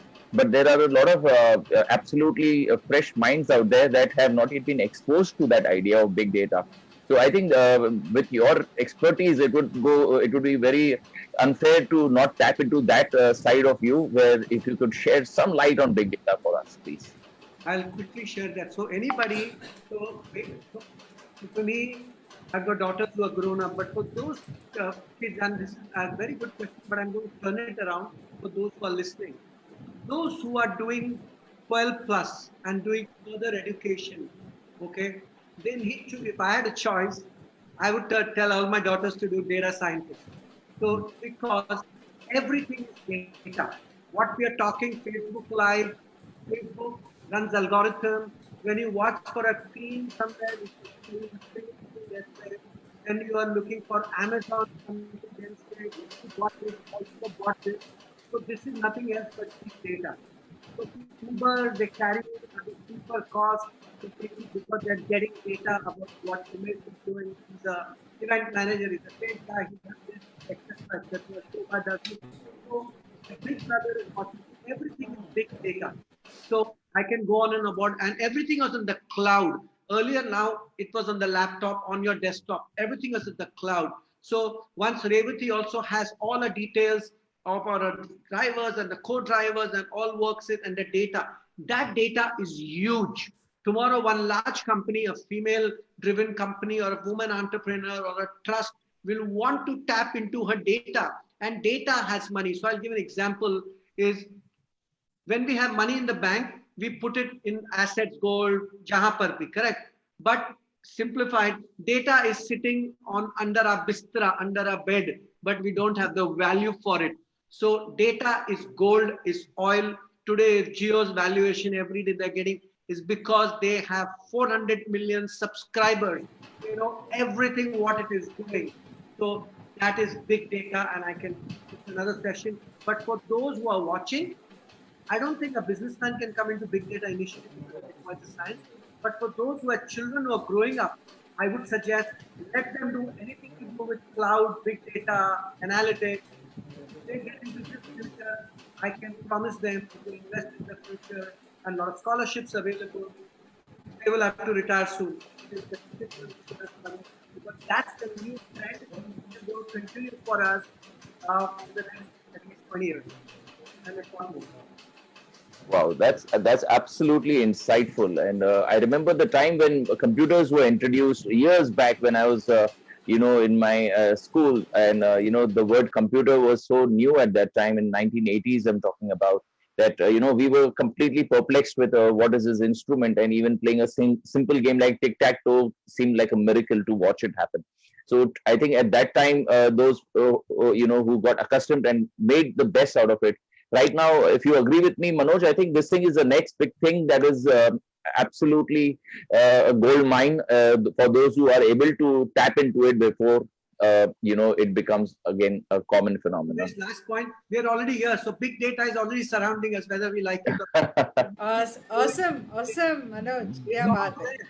Yeah, so we say cloud, we are on the cloud. We're right now also talking on the cloud. So everything is big data. So how can you be part of it? How can you nibble on it to make money out of it? Because this is all about surviving money. Try to see where you fit it. Brilliant, brilliant. Great. Thank you so much. Excellent. So I Shobha, I have a believe, question. yes, yeah. Yes, I have a question for Revati from one of the participants here. Revati, there is a question for you that a lot of companies are laying down staff and the employees. So, is Hey Didi in the recruitment process? Can we recommend ourselves to you? Is the question. So, in fact, I think we may be one of the very few companies and sectors which is actually going to, kind of keep employing people because the point is that if you realize now there are, the malls are not there, retail stores are not there, beauty shops are Yes. just about opening. So there is so much unemployment right now that we are actually in the process of just simply giving out jobs. We can give thousands of jobs are available with us right now. Thousands. But is it Across in India, I Bombay can or you're give talking jobs. about Bangalore? But no, we are in about 10 cities now. We are in Mumbai, Pune, Bangalore, Nagpur, Nasik, Indore, Bhopal. We're everywhere in Patna. I mean, Patna was one of my biggest victories because women workforce participation there is really zero, almost zero. But we were able to provide a alternate occupation to people, to women in even in Patna. So I can go anywhere. I can just ride piggyback on Amazon and Flipkart, and I can just be there in every So they city, can every they town. can they can go ahead and connect with you just in case they need, right? Absolutely. They should, in fact, write to us. They should talk to us because there are huge earning opportunities with us. The only criteria being that you need to know a two-wheeler, or we'll teach you. But otherwise, I am happy to even have you go and deliver goods within an area of 2-3 kilometers as a walker. I've even started that now, that I've said that if you don't know any riding or anything, you please go as a walker and deliver. So within 2-3 kilometers, we are doing even walking. So I'm Oh, simply wow. calling girls from wherever, and they're just coming there and literally outside my office now every day in Bombay, Pune, Nagpur, Nasik, or at least these places. I have a I actually have a line with, of course, maintaining social distancing. We have a line of people who are coming there and saying jobs. So, is there any age criteria or educational qualification criteria that you are looking at? Age is 18 plus because it's a regulatory thing with license. Because I can't Uh-huh. employ anybody up below 18. And education, not really, because we mitigated that problem as well. You see, what happens when you order from Amazon, Flipkart, and all that, you will see that your addresses are written in English. Mm-hmm. So we were losing out a lot of girls who didn't know how to read. Right. Talk English. So we got a software where we are scanning the addresses and it translates to the language of your choice vocally. It just vocally translates it. So I've Oh, mitigated the education problem there. So yeah, so we awesome. found a lot of innovative ways of doing what we do. Yeah, we do a lot of innovative stuff. Great. And so if the girl is Telugu, Malayalam, whatever, it just translates it to the language that she wants. So Revati, I have a Great. question. You have a global franchise And we teach available? them Google Maps.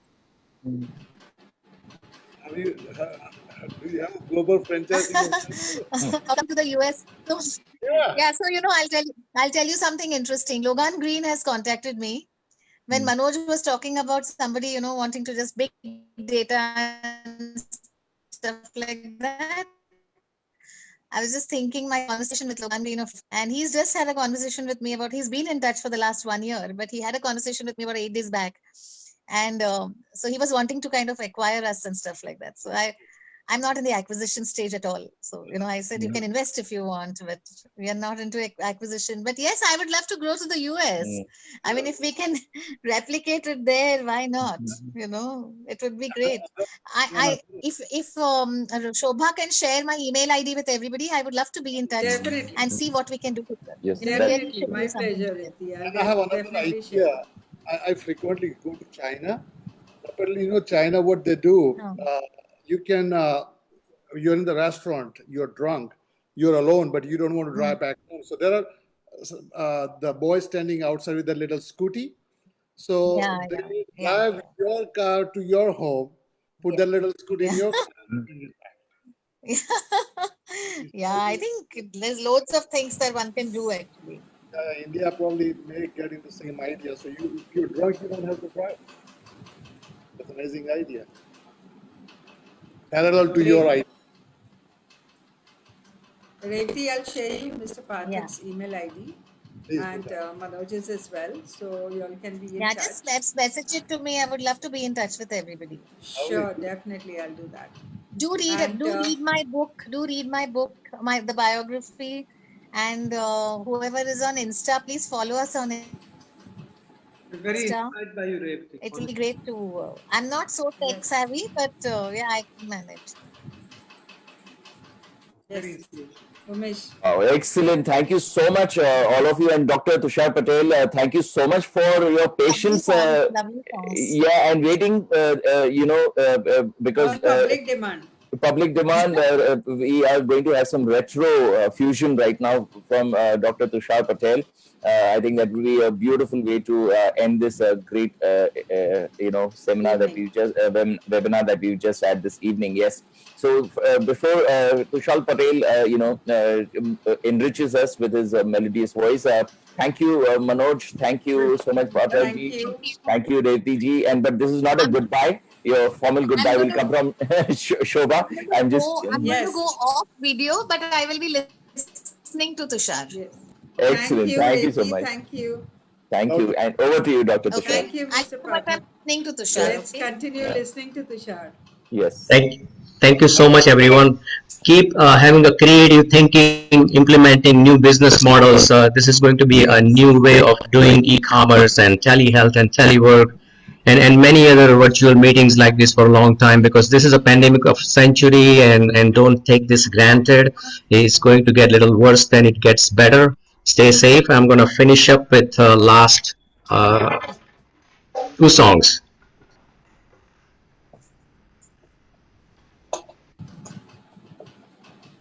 That's why this art is very tough. Something goes, one thing goes wrong.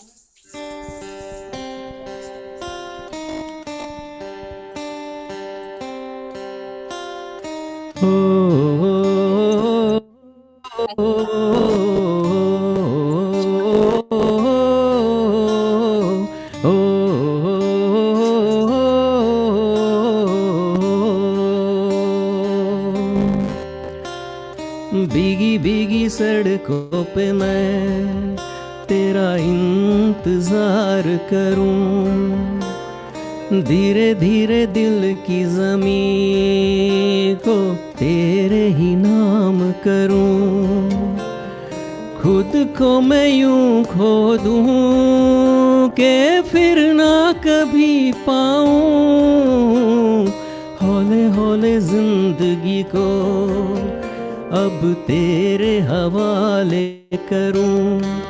सनम रे तू मेरा सनम हुआ रे, सनम रे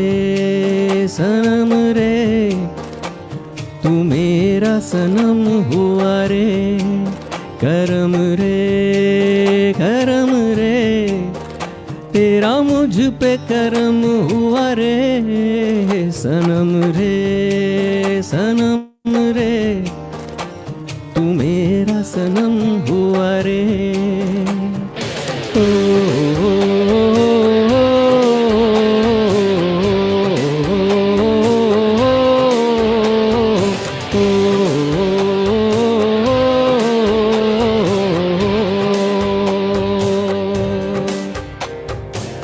तेरे करीब जो होने लगा हूँ तो टूटे सारे भरम रे, सनम रे तू मेरा सनम हुआ रे, सनम रे तू मेरा सनम हुआ रे। ओ,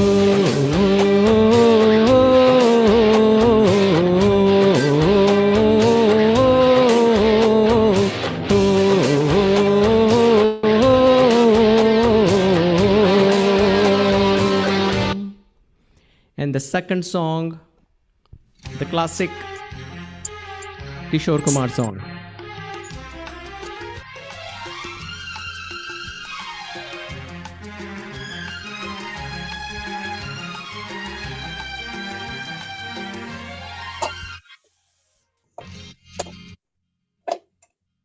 ये जो मोहब्बत है ये उनका है काम, अरे महबूब का जो बस लेते हुए नाम, मर जाए मिट जाए हो जाए बदनाम, रहने दो छोड़ो भी जाने दो यार, हम ना प्यार, रहने दो छोड़ो भी जाने दो यार, हम ना करेंगे प्यार।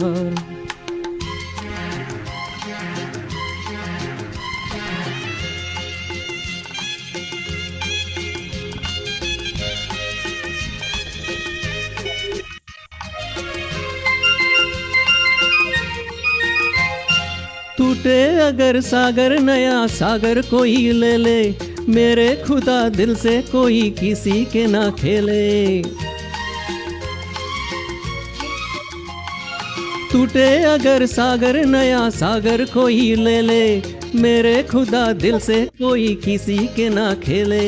दिल टूट जाए तो क्या हो अंजाम, ये जो मोहब्बत है ये उनका है काम,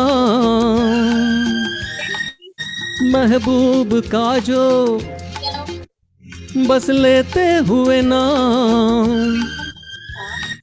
मर जाए मिट जाए हो जाए बदनाम रहने दो छोड़ो भी जाने दो यार हम ना करेंगे प्यार रहने तो छोड़ो भी जाने दो यार हम ना करेंगे प्यार thank you That is really awesome. Thank you so much, Dr. Tushar. Both the songs were really, have put us in the right mood and right frame of mind. So we thank you for your Yes, brilliant thank you so voice much, and your Dr. presence. Tushar, thank you for so And your much presence all the way yes, from over to you, US. Shobha, for Thank the you. vote of thanks, please. Right. I would like to really thank all the speakers, especially the international speakers also, who have actually taken time to join us for this webinar and give their insights and the collaborations offers that they have given us. We surely wish to connect to you and will ensure that the people who are in need of jobs, looking out for jobs, who have lost their jobs, we are able to rightly guide them to you. Thank you so much once again and see you soon. Stay blessed, stay safe until then. Thank you. Thank you, Thank you, everyone. Thank Umesh. Thank Yeah, you, thank thank you so you, much. thank you. Thank you so much. Bye bye. Bye Thanks. bye. Bye bye.